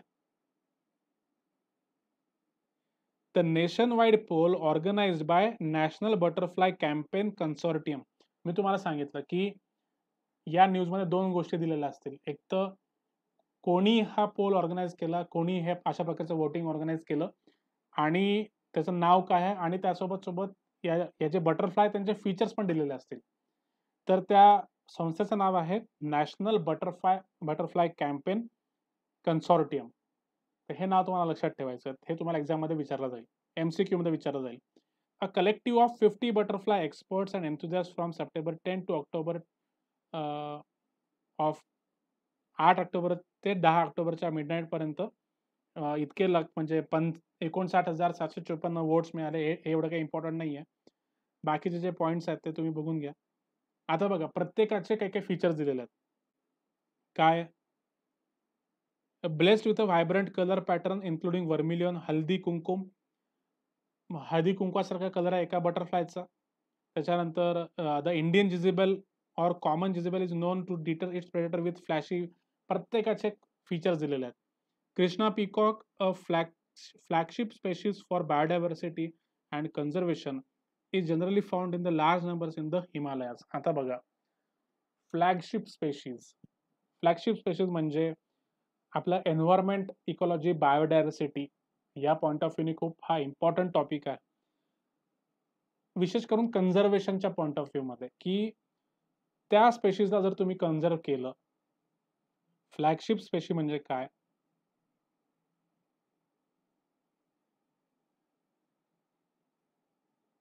फ्लॅगशिप स्पेशीजला जर तुम्ही कन्झर्व्ह केलं, या स्पेशीजवर जर तुम्ही फोकस केलं, या स्पेशीजला जर तुम्ही वाचवलं, तर तिच्या आजूबाजूला राहणाऱ्या जेवढ्या काही स्पेशीज आहेत, त्यांचं पण ऑटोमॅटिक कन्झर्वेशन होणार.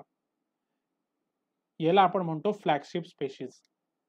तर हे जे कृष्णा पीकॉक आहे, हा हिमालयाजमध्ये सापडतो आणि ही एक फ्लॅगशिप स्पेशीज आहे. असे बरेचसे कन्सेप्ट्स एकाच न्यूजमध्ये तुम्हाला पाहायला मिळतील. ही वाचून घ्या. पूर्णच्या पूर्णच न्यूज महत्त्वाची आहे, म्हणून मी काही याच्यात हायलाइट करत नाही. व्यवस्थित वाचा आणि पॉइंट्स काढून घ्या. ओके. त्याच्यानंतर रुद्रा M1. रुद्रा M1 ही एक मिसाईल आहे.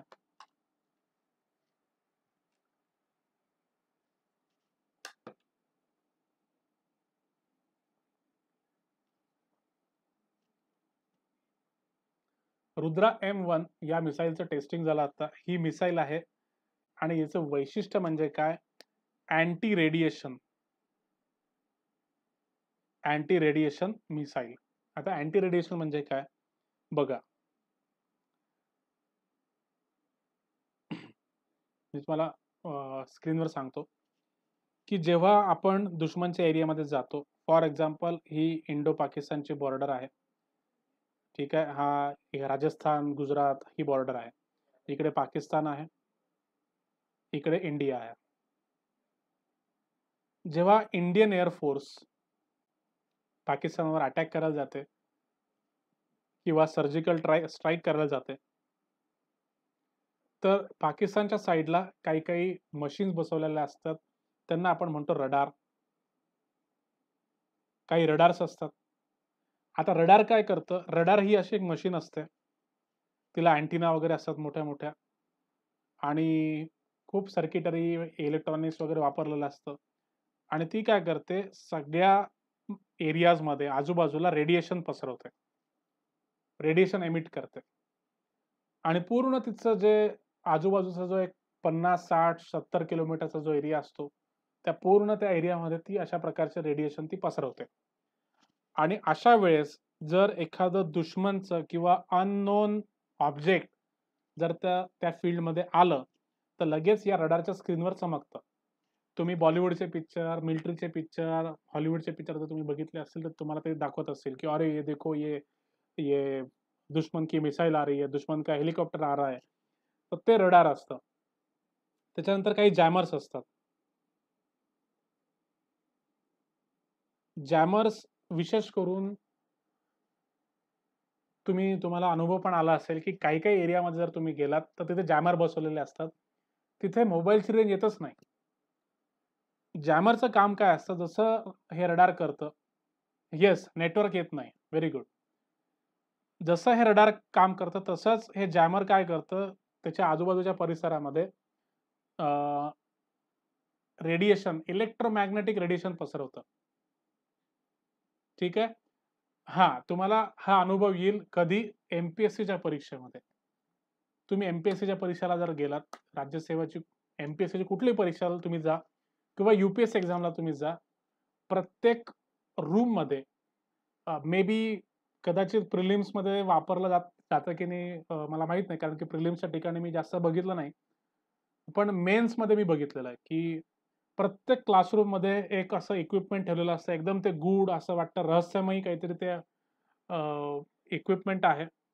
सीसीटीव्ही कॅमेरे लावलेले असतात. आयोगाने इतकं सिक्युरिटी करून ठेवलेलं आहे, इतके नियम कडक करून ठेवलेले आहेत, की चीटिंग होणार नाही, पेपर फुटीच्या प्रकरणावर होणार नाही, याची इत्थंभूत काळजी आयोग घेतं.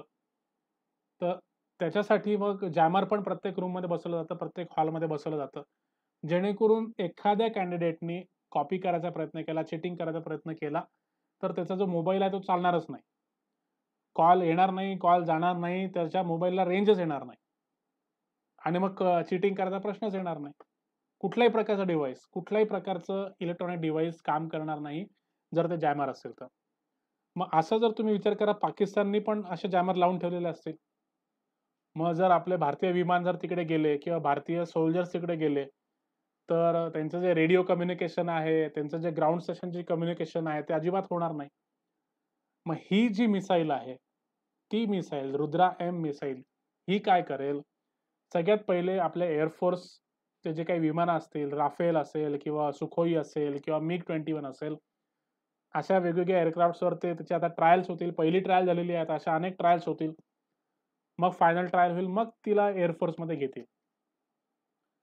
मग पहिलं जे विमान असेल, पहिली जी तुकडी असेल, त्या तुकडीमध्ये अशा प्रकारचं रुद्रा एम मिसाईल फिट केलेलं असेल आणि ते दुश्मनाचा एरिया सर्व्हे करेल. ती मिसाईल ऑटोमॅटिक काय करेल, त्या मिसाईलला जर सोडलं, तर ती ऑटोमॅटिक असे टार्गेट सर्च करेल, की जिथे वेगवेगळे रडार ठेवलेले आहेत किंवा वेगवेगळे जॅमर्स ठेवलेले आहेत. असे कुठलाही तो सोर्स, कुठलाही इलेक्ट्रोमॅग्नेटिक रेडिएशन सोडणारा सोर्स ती सर्च करेल आणि त्याच्यावर अटॅक करेल आणि त्याला नष्ट करून टाकेल. आणि मग त्याच्यानंतर आपली जी मेन तुकडी आहे, मेन आपले एअर फोर्सचे जे तुकड्या आहेत किंवा जे सोल्जर्स आहेत, ते मग जाऊ शकतील. मग आपलं जे रेडिओ कम्युनिकेशन आहे किंवा कुठलंही कम्युनिकेशन आहे, त्याच्यामध्ये कुठलाच प्रॉब्लेम येणार नाही. रडार जर नष्ट झाले, तर ती आर्मी शोधू शकणार नाही आपल्या एरोप्लेनला. त्याच्यानंतर जॅमर जर नष्ट झाले, तर आपले जे नेटवर्क कम्युनिकेशन आहे, रेडिओ कम्युनिकेशन आहे, त्याच्यामध्ये कुठली बाधा येणार नाही. तर अशा प्रकारची ही रुद्रा एम मिसाईल तिचं पहिलं परीक्षण झालेलं आहे. असे बरेच आता या न्यूजमध्ये तुम्हाला काय वाचायचं आहे, की हिला डेव्हलप कोणी केलेलं आहे? तर defence research and development organisation DRDO अशा प्रकारचे इक्विपमेंट्स युजुअली DRDOच तयार करतं रिसर्च करून. ठीक आहे. त्याच्यानंतर आता इथून पुढच्या पॅराग्राफमध्ये त्या मिसाईलचे सगळेच्या सगळे जे फीचर्स आहेत, जे वैशिष्ट्य आहेत, ते तुम्हाला समजून सांगितले आहेत. तेच वैशिष्ट्य आहेत जे मी आता तुम्हाला सांगितलं तेच आहे. काही वेगळं नाहीये. पण तरी हायलाइट केलेले पॉइंट वाचा, तुम्हाला सगळं लक्षात येऊन जाईल. त्याच्यानंतर तिच्या ॲक्युरसी बद्दल सांगितलेलं आहे, की किती ॲक्युरसी ते होणार आहे. त्याच्यानंतर सांगितलेलं आहे, की कुठे त्याचं परीक्षण केलेलं आहे, तर व्हीलर आयलंड. व्हीलर आयलंड हे एक आयलंड आहे आणि त्या आयलंडवरून आपण आपलं जेवढंही काही मिसाईल टेस्टिंग आहेत, वेगवेगळ्या ज्या मिसाईल्स आहेत, त्या व्हीलर आयलंडवरून आपण तयार करतो म्हणजे टेस्टिंग करतो. हे कोणत्या स्टेटमध्ये आहे? ओडिशा या राज्यात आहे. तर ते व्हीलर आयलंड ते तुम्हाला बघायचं आहे. त्याच्यानंतर त्याचे अजून जे काही फीचर्स आहेत महत्त्वाचे ते तुम्हाला बघायचे आहेत. The missile was launch from Sukhoi 30 mark 1. आता बघा, प्रिलिम्समध्ये तुम्हाला विचारलं जाऊ शकतं, की रुद्रा M1 हे जे मिसाईल आहे, ती कोणत्या विमानातून तिचं परीक्षण केलं गेलं? तर सुखोई 30 मार्क 1. सुखोई 30 मार्क 1 हे जे सुखोई विमान आहेत, ते आपण रशियाकडून मागवलेले आहेत. त्याचं नाव तुम्हाला लक्षात ठेवायचं आहे. त्याच्यानंतर आता ती जी मिसाईल आहे, ती कोणती टेक्नॉलॉजी वापरते हे तुम्हाला बघायचं आहे. तर तुम्हाला हे बघायचं आहे, की त्याच्यानंतर त्याची काय-काय फीचर्स आहेत, त्याची रेंज किती आहे?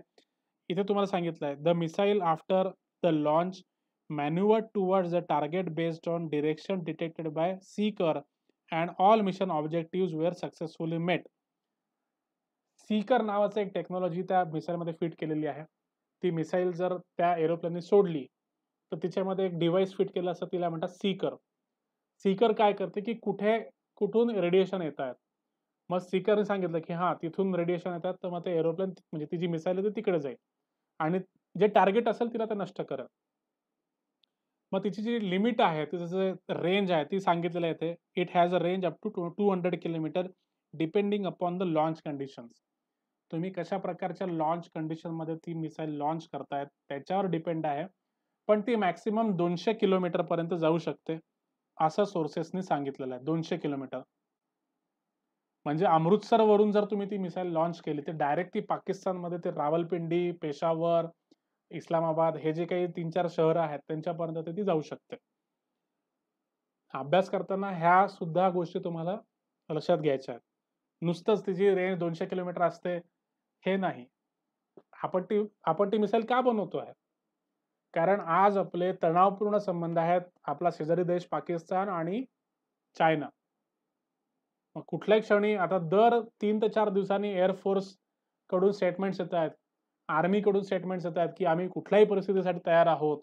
आम्ही प्रत्येक ठिकाणी आमचे माणसं तैनात करून ठेवलेले आहेत. आमच्या तुकड्या रेडी आहेत. कुठल्याही प्रकारच्या युद्धाची परिस्थिती जर तयार झाली, तर तिला टॅकल करण्यासाठी आम्ही रेडी आहोत. हे का करतो? आपण अशा प्रकारच्या मिसाईल रेडी का करतो? आत्ता परवाच एअर फोर्स डे साजरा झाला. कितवा एअर फोर्स डे साजरा झाला कमेंट करून सांगा मला. जो एअर फोर्स डे आहे, एअर फोर्स आपली भारताची जी एअर फोर्स आहे ती तयार झाली. तिचा जो वर्धापन दिन आहे, तो कितवा वर्धापन दिन? 88वा वर्धापन दिन तो होता. Very good. तर 88व्या वर्धापना दिवशी आपण खूप वेगवेगळ्या प्रकारचे प्रात्यक्षिक करून दाखवलेत. आपले जे एअर चीफ मार्शल आहेत,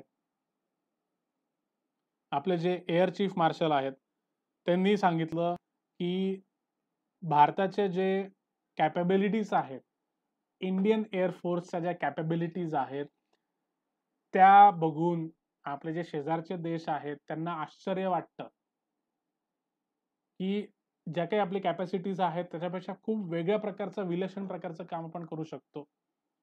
तर आजची जी तणावपूर्ण परिस्थिती आहे लडाख आणि पाकिस्तान बॉर्डरवर, त्याला अनुसरून आपल्याला ह्या अशा प्रकारच्या ज्या टेस्ट आहेत त्या कराव्या लागतात. ठीक आहे. त्याच्यानंतर टेक्नॉलॉजी कोणती वापरली बघा.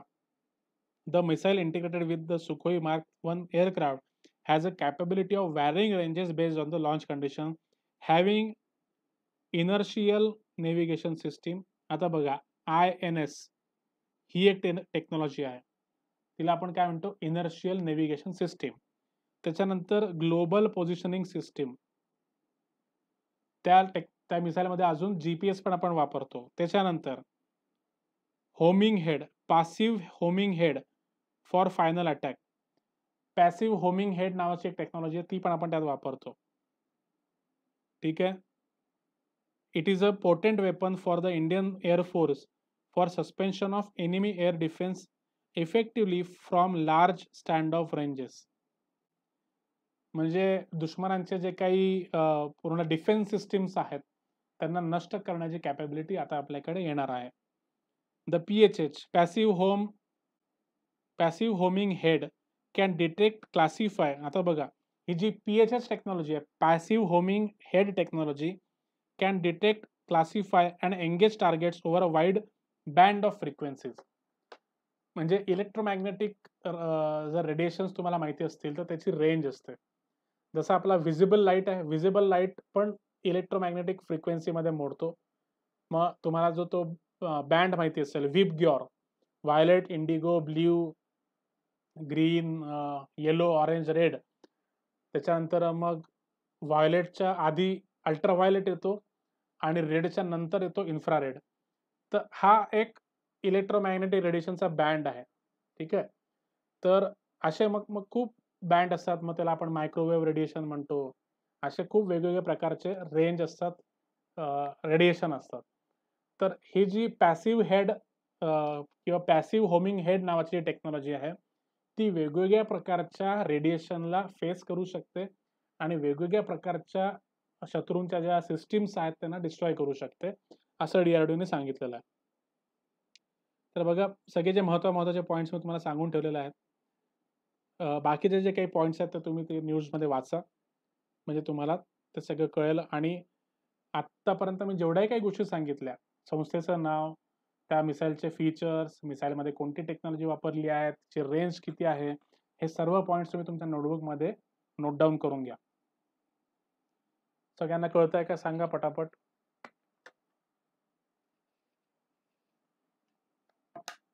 Okay, very good, very good.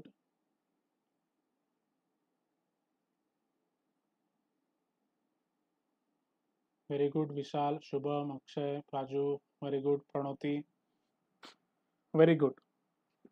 आता बघा नेक्स्ट न्यूज आपण बघणार आहोत.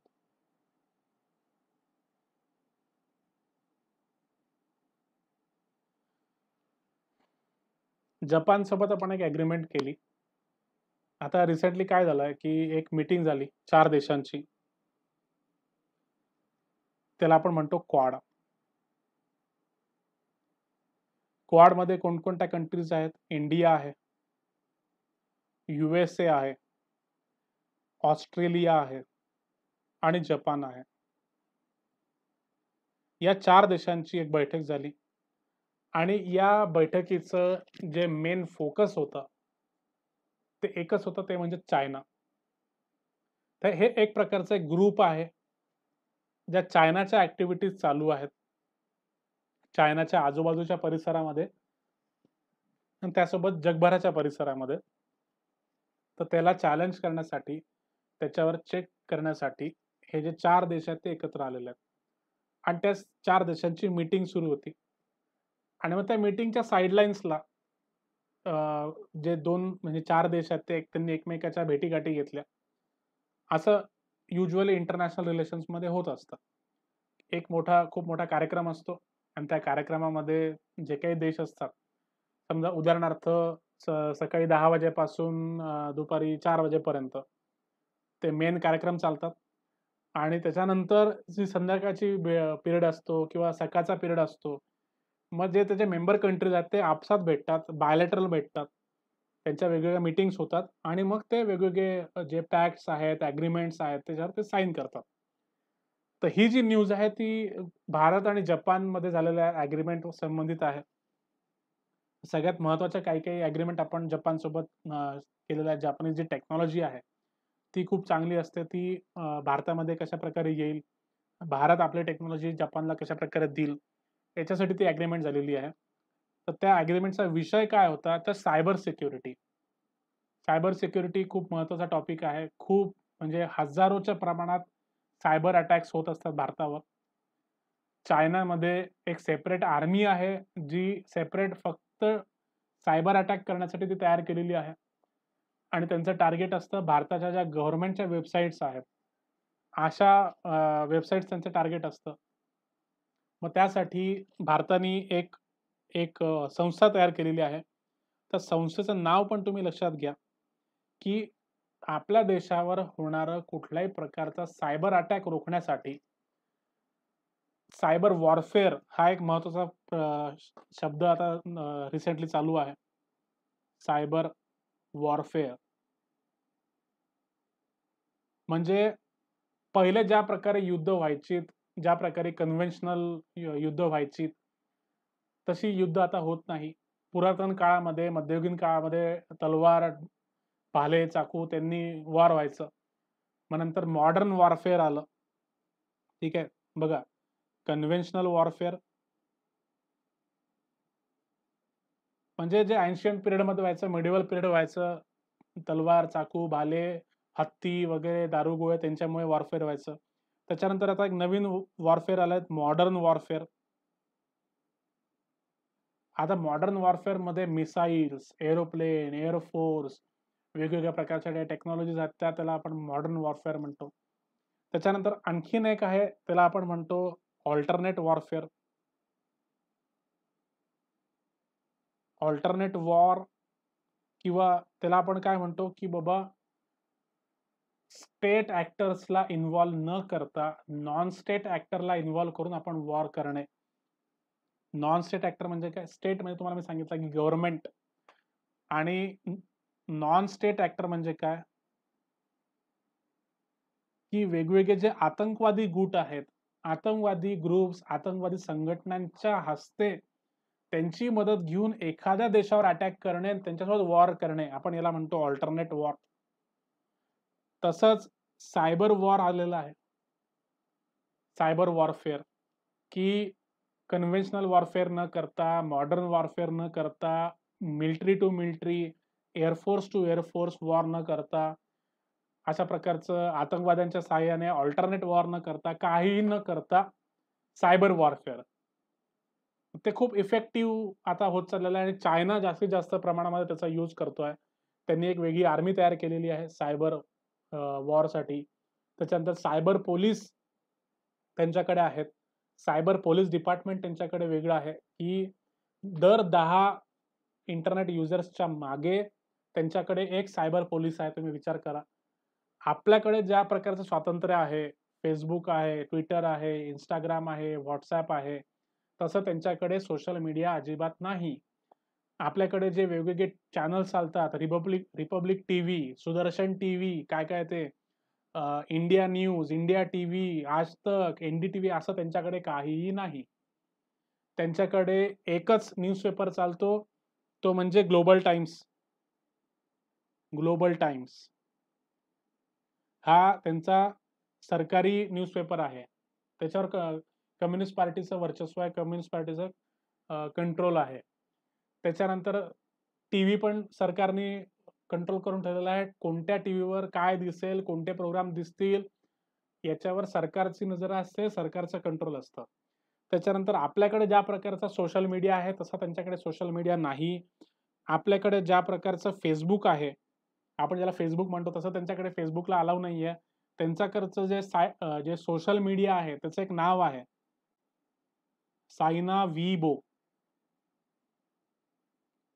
त्यांचं चायनीज एक सोशल मीडिया आहे, तेच अलाउड आहे. त्याच्यावर सुद्धा सरकारचं लक्ष असतं. सायना वीबो हे त्यांच्याकडचं अधिकृत सोशल मीडिया आहे. आणि भारतापेक्षा जास्त इंटरनेट युजर्स, भारतापेक्षा जास्त सोशल मीडिया युजर्स हे चायनामध्ये आहे आणि ते सायना वीबो यूज करतात. ते त्यांच्याकडचं फेसबुक आहे आणि दर 10 इंटरनेट युजर्सच्या मागे एक सायबर पोलीस असतो चायनामध्ये. तसंच चायनाने त्यांची सायबर वॉरफेअरसाठी एक वेगळी आर्मी तयार करून ठेवली आहे सायबर वॉरसाठी. तर अशा प्रकारच्या सायबर अटॅक्स पासून वाचवण्यासाठी भारताचा खूप मोठा प्रयत्न सुरू आहे. भारताने वेगवेगळ्या देशांसोबत अग्रीमेंट केलेले आहेत. इस्रायल सोबत, USA सोबत, रशिया सोबत, जपान सोबत, साऊथ कोरिया सोबत, सिंगापूर सोबत. ज्या इंटरनॅशनल लेवलला आता भारत ज्या पण देशांसोबत अग्रीमेंट करतो, तर त्याच्यामध्ये सायबर सिक्युरिटी, सायबर वॉरफेअर हा खूप इम्पॉर्टंट टॉपिक असतो. आणि अशा प्रकारचे अटॅक रोखण्यासाठी भारताने एक संस्था पण तयार केलेली आहे सायबर अटॅक रोखण्यासाठी. CERT ही संस्था आहे. CERT. या CERTचं लॉंग फॉर्म काय आहे? Computer emergency response team. Computer emergency response team.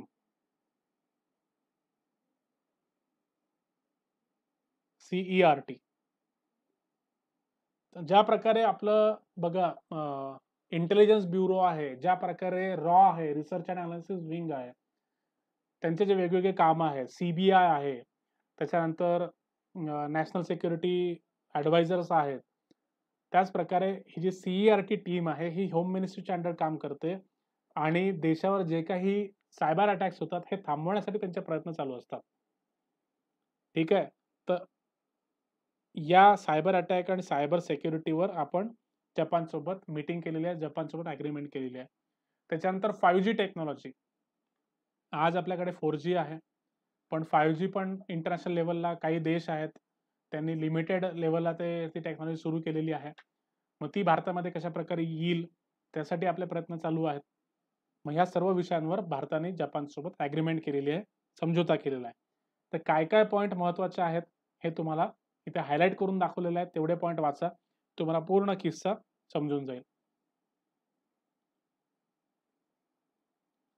त्याच्यानंतर ऑब्व्हियस आहे, अशा प्रकारची जर मीटिंग झाली तर चायनाच्या पोटात दुखणार आहे.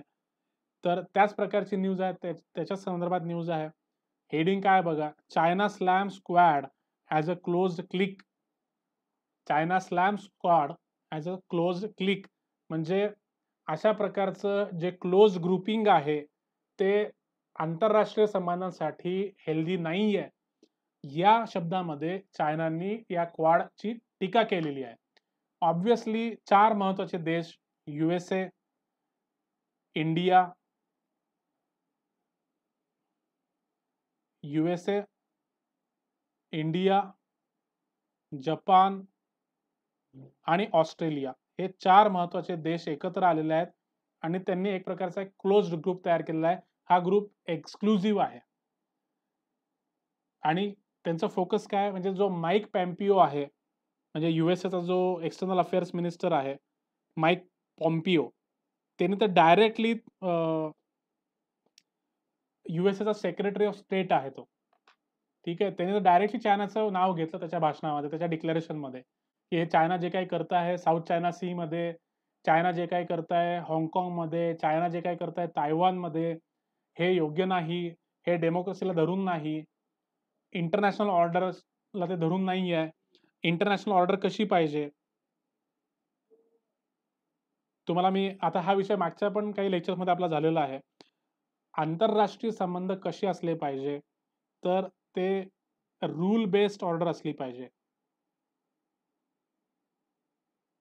Rule based order. बघा, भारत ज्या पण प्लॅटफॉर्मला जातो, ज्या पण प्लॅटफॉर्मवर अशा प्रकारच्या वाटाघाटी करायला जातो, त्या प्लॅटफॉर्मवर भारताचं हेच म्हणणं असतं, की आंतरराष्ट्रीय पातळीवर ही जी ऑर्डर आहे ती रूल बेस्ड ऑर्डर असली पाहिजे. मग ते वर्ल्ड बँक असो, इंटरनॅशनल मॉनिटरी फंड असो, युनायटेड नेशन जनरल असेंब्ली असो, युनायटेड नेशन सिक्युरिटी काउन्सिल असो, किंवा कुठलीही आंतरराष्ट्रीय लेवलची संस्था असो, किंवा कुठल्याही आंतरराष्ट्रीय लेवलची यंत्रणा असो, त्याच्यामध्ये जी ऑर्डर असली पाहिजे ती रूल बेस्ड ऑर्डर असली पाहिजे. नियम आधारित ती ऑर्डर असली पाहिजे. नियम आधारित ती व्यवस्था असली पाहिजे.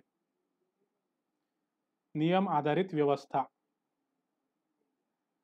नियम जर असतील, नियम जर आपण जर चांगले बनवले आणि प्रत्येक देशाने तिला फॉलो करण्याची जर शपथ घेतली, तर ती खूप चांगली एक व्यवस्था तयार होऊ शकते. आंतरराष्ट्रीय पातळीवर कुठल्याच देशाला काही प्रॉब्लेम येणार नाही. कुठल्या 2 देशाचे भांडणं होणार नाही. वाटाघाटी होणार नाही. तर त्याच्यामुळे रूल बेस्ड ऑर्डरला आपलं महत्त्व असतं. तर भारताने चायनाचं नाव घेतलं नाही, पण भारताने हे सांगितलं, की आंतरराष्ट्रीय पातळीवर आपल्याला रूल बेस्ड ऑर्डर करायची आहे. रूल बेस्ड ऑर्डर खूप महत्त्वाची आहे.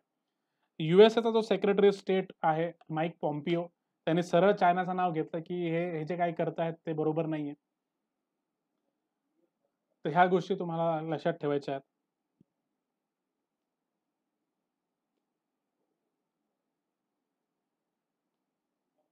तर या सगळ्या ह्या ज्या ॲक्टिव्हिटीज चालू आहेत यूएसएच्या, भारताच्या आणि अ, जपान आणि ऑस्ट्रेलियाच्या, त्याच्यावर चायनाने टीका केली आहे. चायनाच्या पोटात दुखलेलं आहे.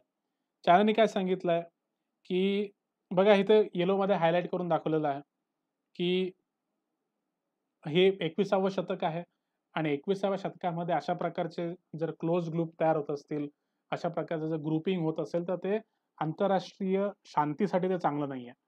कारण की कुठे ना कुठे जे पहिलं विश्वयुद्ध आहे आणि दुसरं विश्वयुद्ध आहे, ते अशाच प्रकारच्या ग्रुपिंगमुळे झालेलं आहे.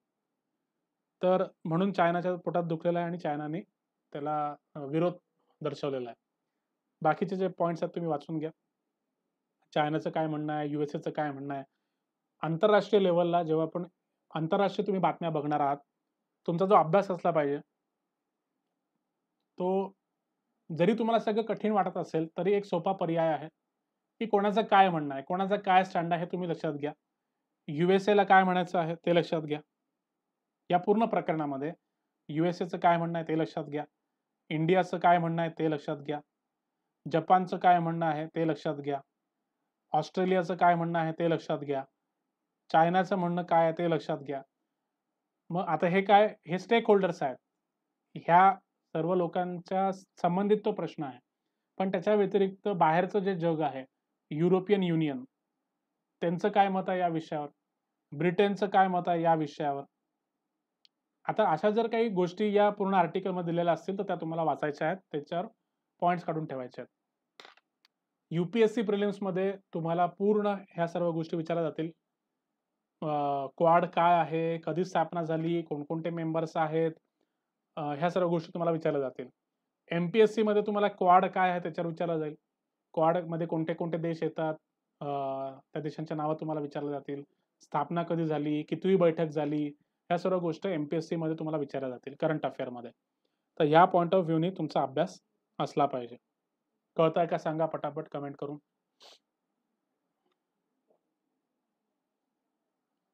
Okay. Very good. Very good. Very good. Raju, Shubham, Ganesh, Vishal, Akshay. Very good. World food programme बद्दल मी तुम्हाला सांगितलं, की शांतीचा नोबेल प्राइज त्यांना मिळालेला आहे. ते हायलाइट केलेले जे पॉइंट आहेत ते बघून घ्या.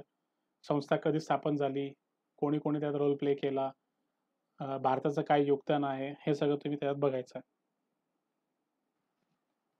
सो ही श्रीलंका संबंधित न्यूज आहे.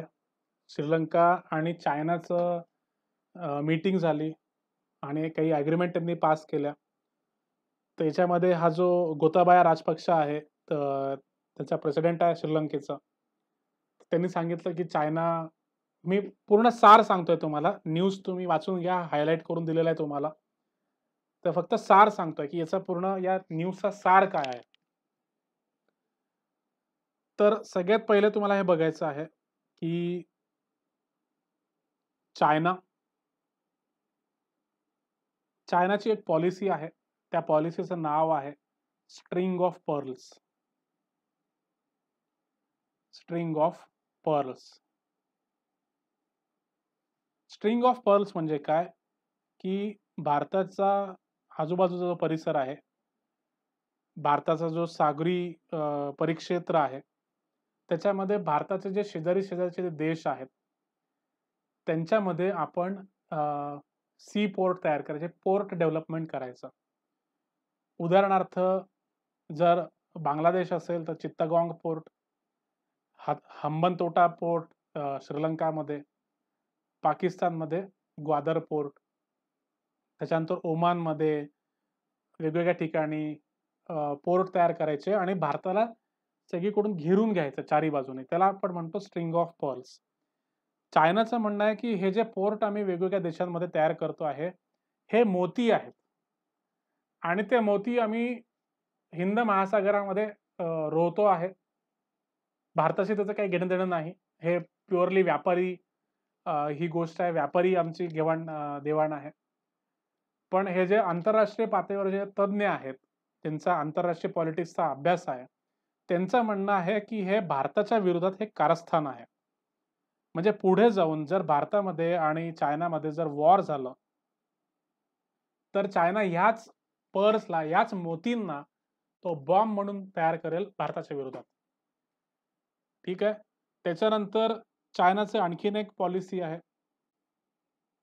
Belt and road initiative.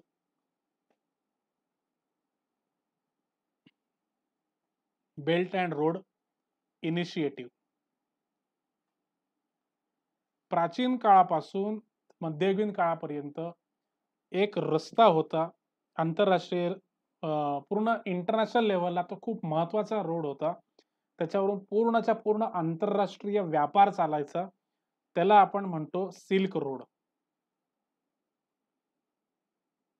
Silk road. पूर्णच्या पूर्ण आंतरराष्ट्रीय व्यापार त्या सिल्क रोडवरून चालायचा. ठीक आहे. आणि त्याच रस्त्यातून सिल्क चायनामध्ये ओरिजिनेट झालं आणि ते युरोपमध्ये, अमेरिकेपर्यंत पोहोचलं. तर हा जो इंटरनॅशनल रोड आहे, तर चायनाचं म्हणणं आहे, की हा रोड आम्ही पुन्हा पुनरुज्जीवित करणार आहोत आणि जे प्राचीन काळामध्ये त्या रोडचं महत्त्व होतं, त्या रोडला आम्ही पुन्हा आणणार आहोत आणि म्हणून त्याला त्या पूर्ण प्रोजेक्टला त्यांनी नाव दिलं. एक पहिला प्रोजेक्ट होता बेल्ट अँड रोड पहिला प्रोजेक्ट होता string of pearls.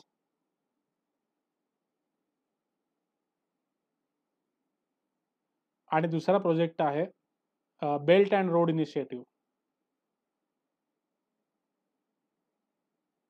Belt and road initiative. म्हणजे तो जो प्राचीन सिल्क रोड होता, त्याच्या पॅरलल आम्ही रोड नेटवर्क तयार करणार. त्याच्या पॅरलल आम्ही रेल्वे नेटवर्क तयार करणार आणि आंतरराष्ट्रीय व्यापारामध्ये भयंकर मोठी अशी उलाढाल होणारी जी सिस्टीम आहे, ती आम्ही तयार करणार आणि या प्राचीन सिल्क रोडच्या पॅरलली. याचाच एक भाग आहे China Pakistan economic corridor, CPEC. तर हे जे सगळे जे प्रोजेक्ट आहेत चायनाचे, जे भारताच्या आजूबाजूच्या देशांमध्ये चालू आहेत, त्याच्या मागे जे आंतरराष्ट्रीय तज्ञ आहेत, त्यांचं म्हणणं आहे, की चायनाची एक पॉलिसी आहे, त्याचं नाव आहे बेगर दाय नेबर. बेगर दाय नेबर. आंतरराष्ट्रीय संबंधाचे जे अभ्यासक आहेत, ते चायनाच्या या पॉलिसीला म्हणतात बेगर दाय नेबर. म्हणजे तुमची अशी पॉलिसी असली पाहिजे, की तुमचा जो शेजारी आहे, तो भिकारी झाला पाहिजे. अशा पद्धतीने तुम्हाला तुमच्या नेबरला, तुमच्या शेजाऱ्याला तुम्हाला अडकवून टाकायचं आहे. तर म्हणून चायना काय करत आहे? ज्या देशासोबत ती व्यवहार करते किंवा व्यापार करते, मग त्याच्यामध्ये बांगलादेश असेल, श्रीलंका असेल, पाकिस्तान असेल आणि आफ्रिकन जे काही देश असतील, तर चायना काय करतं, त्यांच्यामध्ये भली मोठी इन्व्हेस्टमेंट करतं. पहिली गोष्ट, भली मोठी इन्व्हेस्टमेंट केली जाते चायनाच्याकडून. त्याच्यानंतर खूप मोठ्या प्रमाणात लोन्स दिले जातात. खूप मोठ्या प्रमाणामध्ये ग्रांट्स दिल्या जातात आणि प्रोजेक्ट तुमच्या कंट्रीमध्ये आम्ही प्रोजेक्ट तयार करू, तुमच्या कंट्रीमध्ये आम्ही रेल्वे नेटवर्क तयार करू, रोड नेटवर्क तयार करू, हॉस्पिटल तयार करू, एअरपोर्ट तयार करू. अशा वेगवेगळ्या बहाण्यांनी त्या देशाला मिंद बनवलं जातं आणि त्यांना लोन्स दिले जातात खूप मोठ्या प्रमाणामध्ये. ग्रांट्स दिल्या जातात ते एक चॉकलेट म्हणून. इन्व्हेस्टमेंट केली जाते ती चॉकलेट म्हणून. पण इनडायरेक्टली खूप मोठ्या प्रमाणामध्ये लोन देऊन त्या देशाला स्वतःच्या आर्थिक कचाट्यात पकडलं जातं. आणि मग एकदा तो देश त्या लोनच्या चक्रामध्ये फसला, की मग तो फसत जातो आणि तो काही त्यात बाहेर निघत नाही. आणि मग अशा वेळेस चायनाला सोपं होऊन जातं त्या देशाला वाटेल तसं मॅनिप्युलेट करता येतं मग. वाटेल तसं चायना त्या देशाला मॅनिप्युलेट करू शकतो, त्याचा यूज करू शकतो आणि वेळ पडली भारतासोबत जर युद्ध झालं, तर हे सगळ्याच्या सगळ्या देशांना हे जे मोती आहेत, स्ट्रिंग ऑफ पर्ल्स आहेत, त्याला भारताच्या विरोधात तो यूज करू शकतो. ही आहे चायनाची पॉलिसी. ठीक आहे. मग आता ही जी न्यूज आहे, ती आहे गोताबाया राजपक्षेची. तो प्रेसिडेंट आहे. त्यांनी चायनाच्या लीडरला बोलावलं देशामध्ये आणि त्यांच्यासोबत काहीतरी वाटाघाटी झाल्या, काही अग्रीमेंट झाल्या आणि तो या न्यूजमध्ये चायनाचं कौतुक करतोय, की लोकं चायनाला नावं ठेवतात, लोकं चायनावर टीका करतात, की यांची अशी पॉलिसी आहे. मग हंबनतोटा पोर्टला त्यांनी फायनान्स केलं. हंबनतोटा पोर्टला त्यांनी खूप मोठं फंडिंग केलं. पण हंबनटोटा पोर्ट काय आहे तुम्हाला सांगतो. एक तो सी पोर्ट आहे. म्हणजे त्याला काय म्हणतो आपण मराठीमध्ये बंदर आहे ते सागरी बंदर आहे श्रीलंकामध्ये. आणि त्या सागरी बंदराच्या हां, बेट आहे ते. बेट नाही म्हणजे आयलंड नाहीये, ते सागरी बंदर आहे.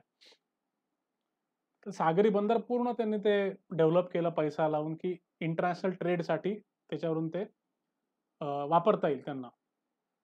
आणि त्याच्या शेजारी एक जवळ-जवळ 7 ते 8 किलोमीटर दूर एक इंटरनॅशनल एअरपोर्ट तयार केलं. आणि जेव्हा हे प्रोजेक्ट सुरू होणार होता, त्याच्या आधी चायनाने सांगितलं, की हे जे एअरपोर्ट आहे, ते इतकं मोठं राहील आणि जगातल्या टॉप एअरपोर्टपैकी हे एअरपोर्ट राहील. पण आता ते प्रोजेक्ट सुरू झाल्यापासून 7-8 वर्षापासून काळा कुत्रं त्या एअरपोर्टवर जात नाही.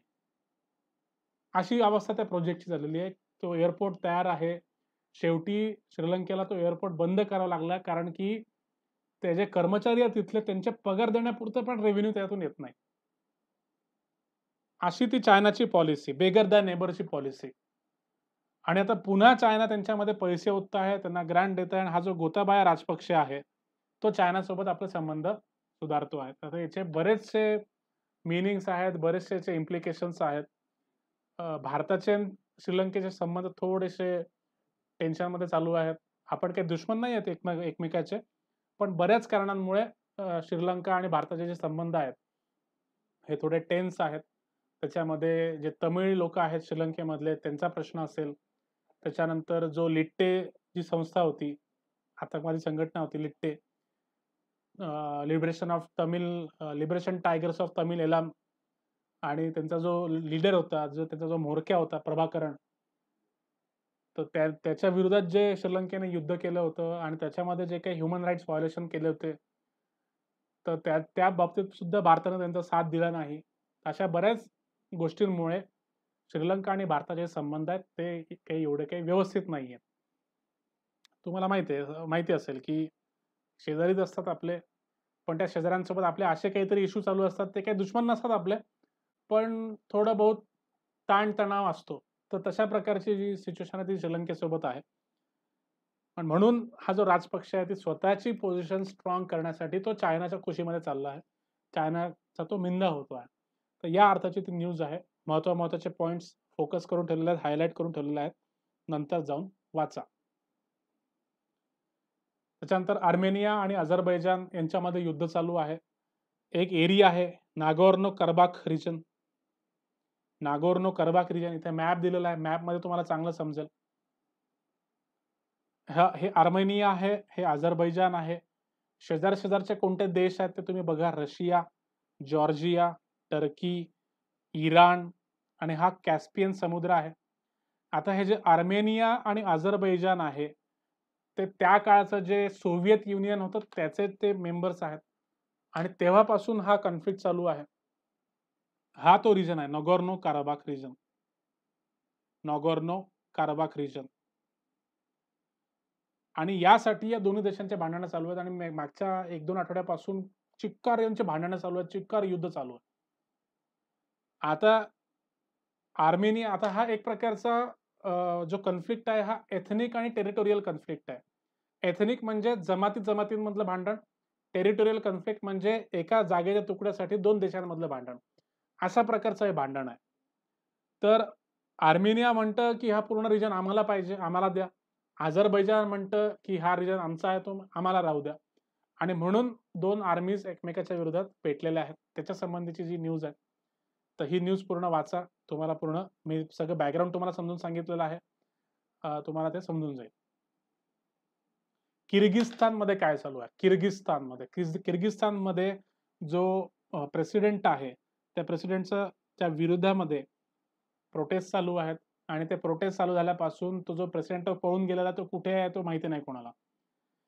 तर रिसेंटली किर्गिस्तानच्या पार्लमेंटमध्ये इलेक्शन झाले आणि प्रत्येक पॉलिटिकल पार्टीला जर पार्लमेंटमध्ये प्रतिनिधित्व पाहिजे असेल तर कमीत कमी 7% वोट्स मिळाले पाहिजेत.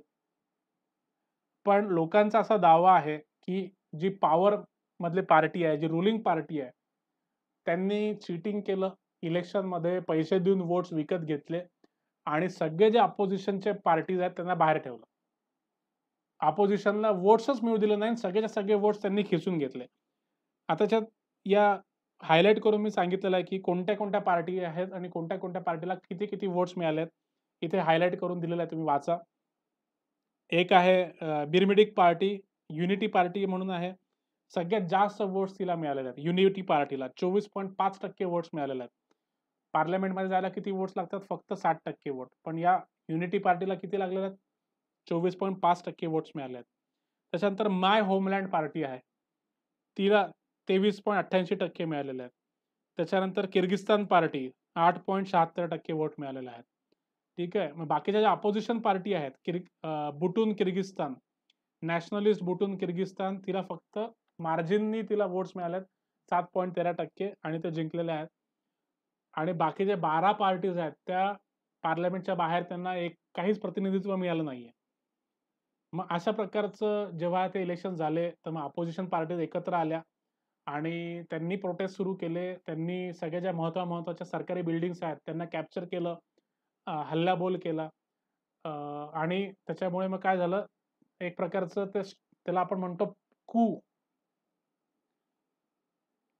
त्याला आपण म्हणतो पॉलिटिकल कू. पण त्याचं जे स्पेलिंग आहे ते वेगळं आहे. COUP.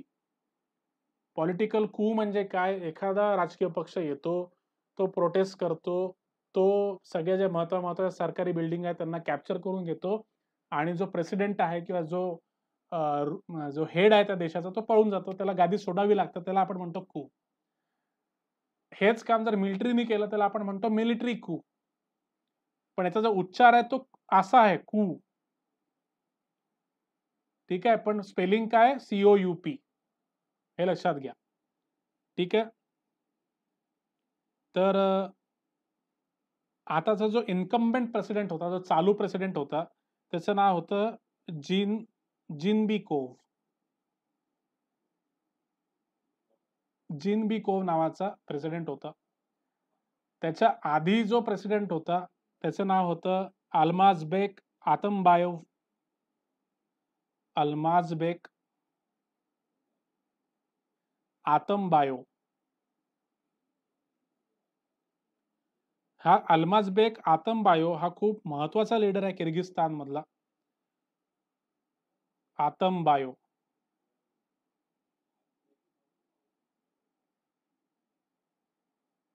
अल्माझबेक आतमबायोव्ह हा जसा आपल्याकडचा नेहरू होता, तसा प्रकारचा किर्गिस्तानमधला हा आतमबायोव्ह आणि त्यांनी एक पॉलिटिकल पार्टी फॉर्म केली होती. त्या पॉलिटिकल पार्टीचं नाव आहे social democratic party of Kyrgyzstan. हा त्याचा लीडर आणि फाउंडर होता आणि हा आधीचा प्रेसिडेंट होता आणि खूप मोठा आणि महत्वाचा व्यक्ती किर्गिस्तानमधला. आणि हा जो आतमबायो होता, हा याचा गुरु सुद्धा होता, झिनबायोचा. पण मागच्या काही महिन्यामध्ये त्यांच्यामध्ये भांडणं झाली, काही ना काही मनमिटाव झाले. त्याच्यामुळे हा जो झिनबायो आहे, त्याला असं वाटलं, की बाबा आपण आता प्रेसिडेंट बनलेलो आहोत, पण आपल्याला नेक्स्ट टाईम मिळणार की नाही? नेक्स्ट टाईम आपण प्रेसिडेंट होणार की नाही? कारण की हा जो आतमबायो आहे, त्याचा जो मुलगा आहे, त्याचा मुलगा रेसमध्ये होता. त्याचा मुलगा पुढे जाऊन पॉलिटिक्समध्ये येऊ शकत होता आणि म्हणून या हा जो जिनबेव जो व्यक्ती आहे, त्याच्या पॉलिटिकल पोझिशनला, त्याच्या प्रेसिडेंटशिपला धोका निर्माण होणार होता. म्हणून त्यांनी या अल्माझबेक आतमबायोची भांडणं केली. त्याच्यावर करप्शनचे चार्जेस लावले, भ्रष्टाचाराचे आरोप लावले आणि त्याला जेलमध्ये टाकलं. आणि मग तिथून ही सगळी रिव्होल्यूशनची जी अवस्था आहे ती सुरू झाली.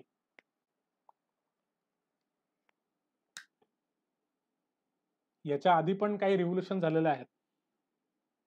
त्याचं त्या रिव्होल्यूशनचं नाव काय आहे? Tulip revolution. तुलिप रिव्होल्यूशन, त्याच्यानंतर मेलन रिव्होल्यूशन.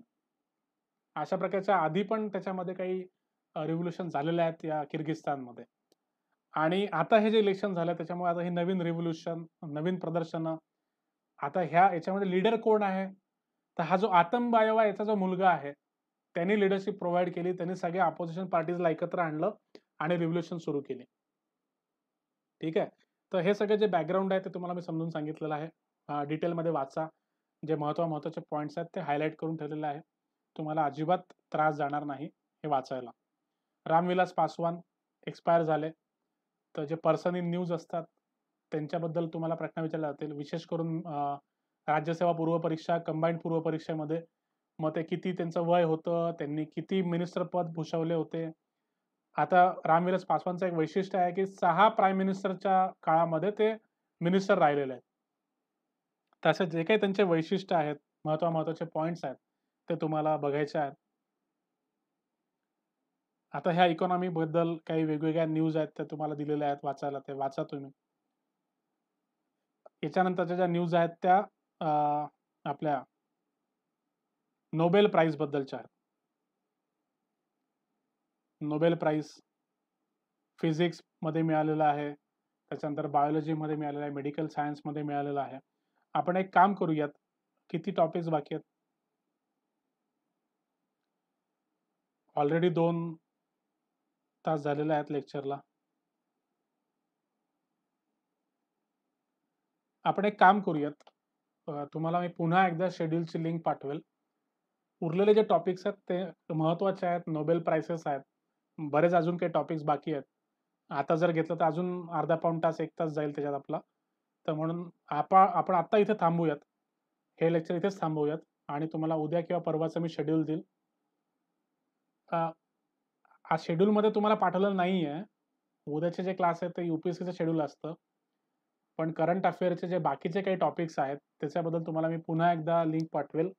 ती लिंक तुम्ही जॉइन करून जे करंट अफेअरमधले जे बाकीचे जे टॉपिक्स आहेत, ते आपण पुन्हा एकदा कव्हर करूयात.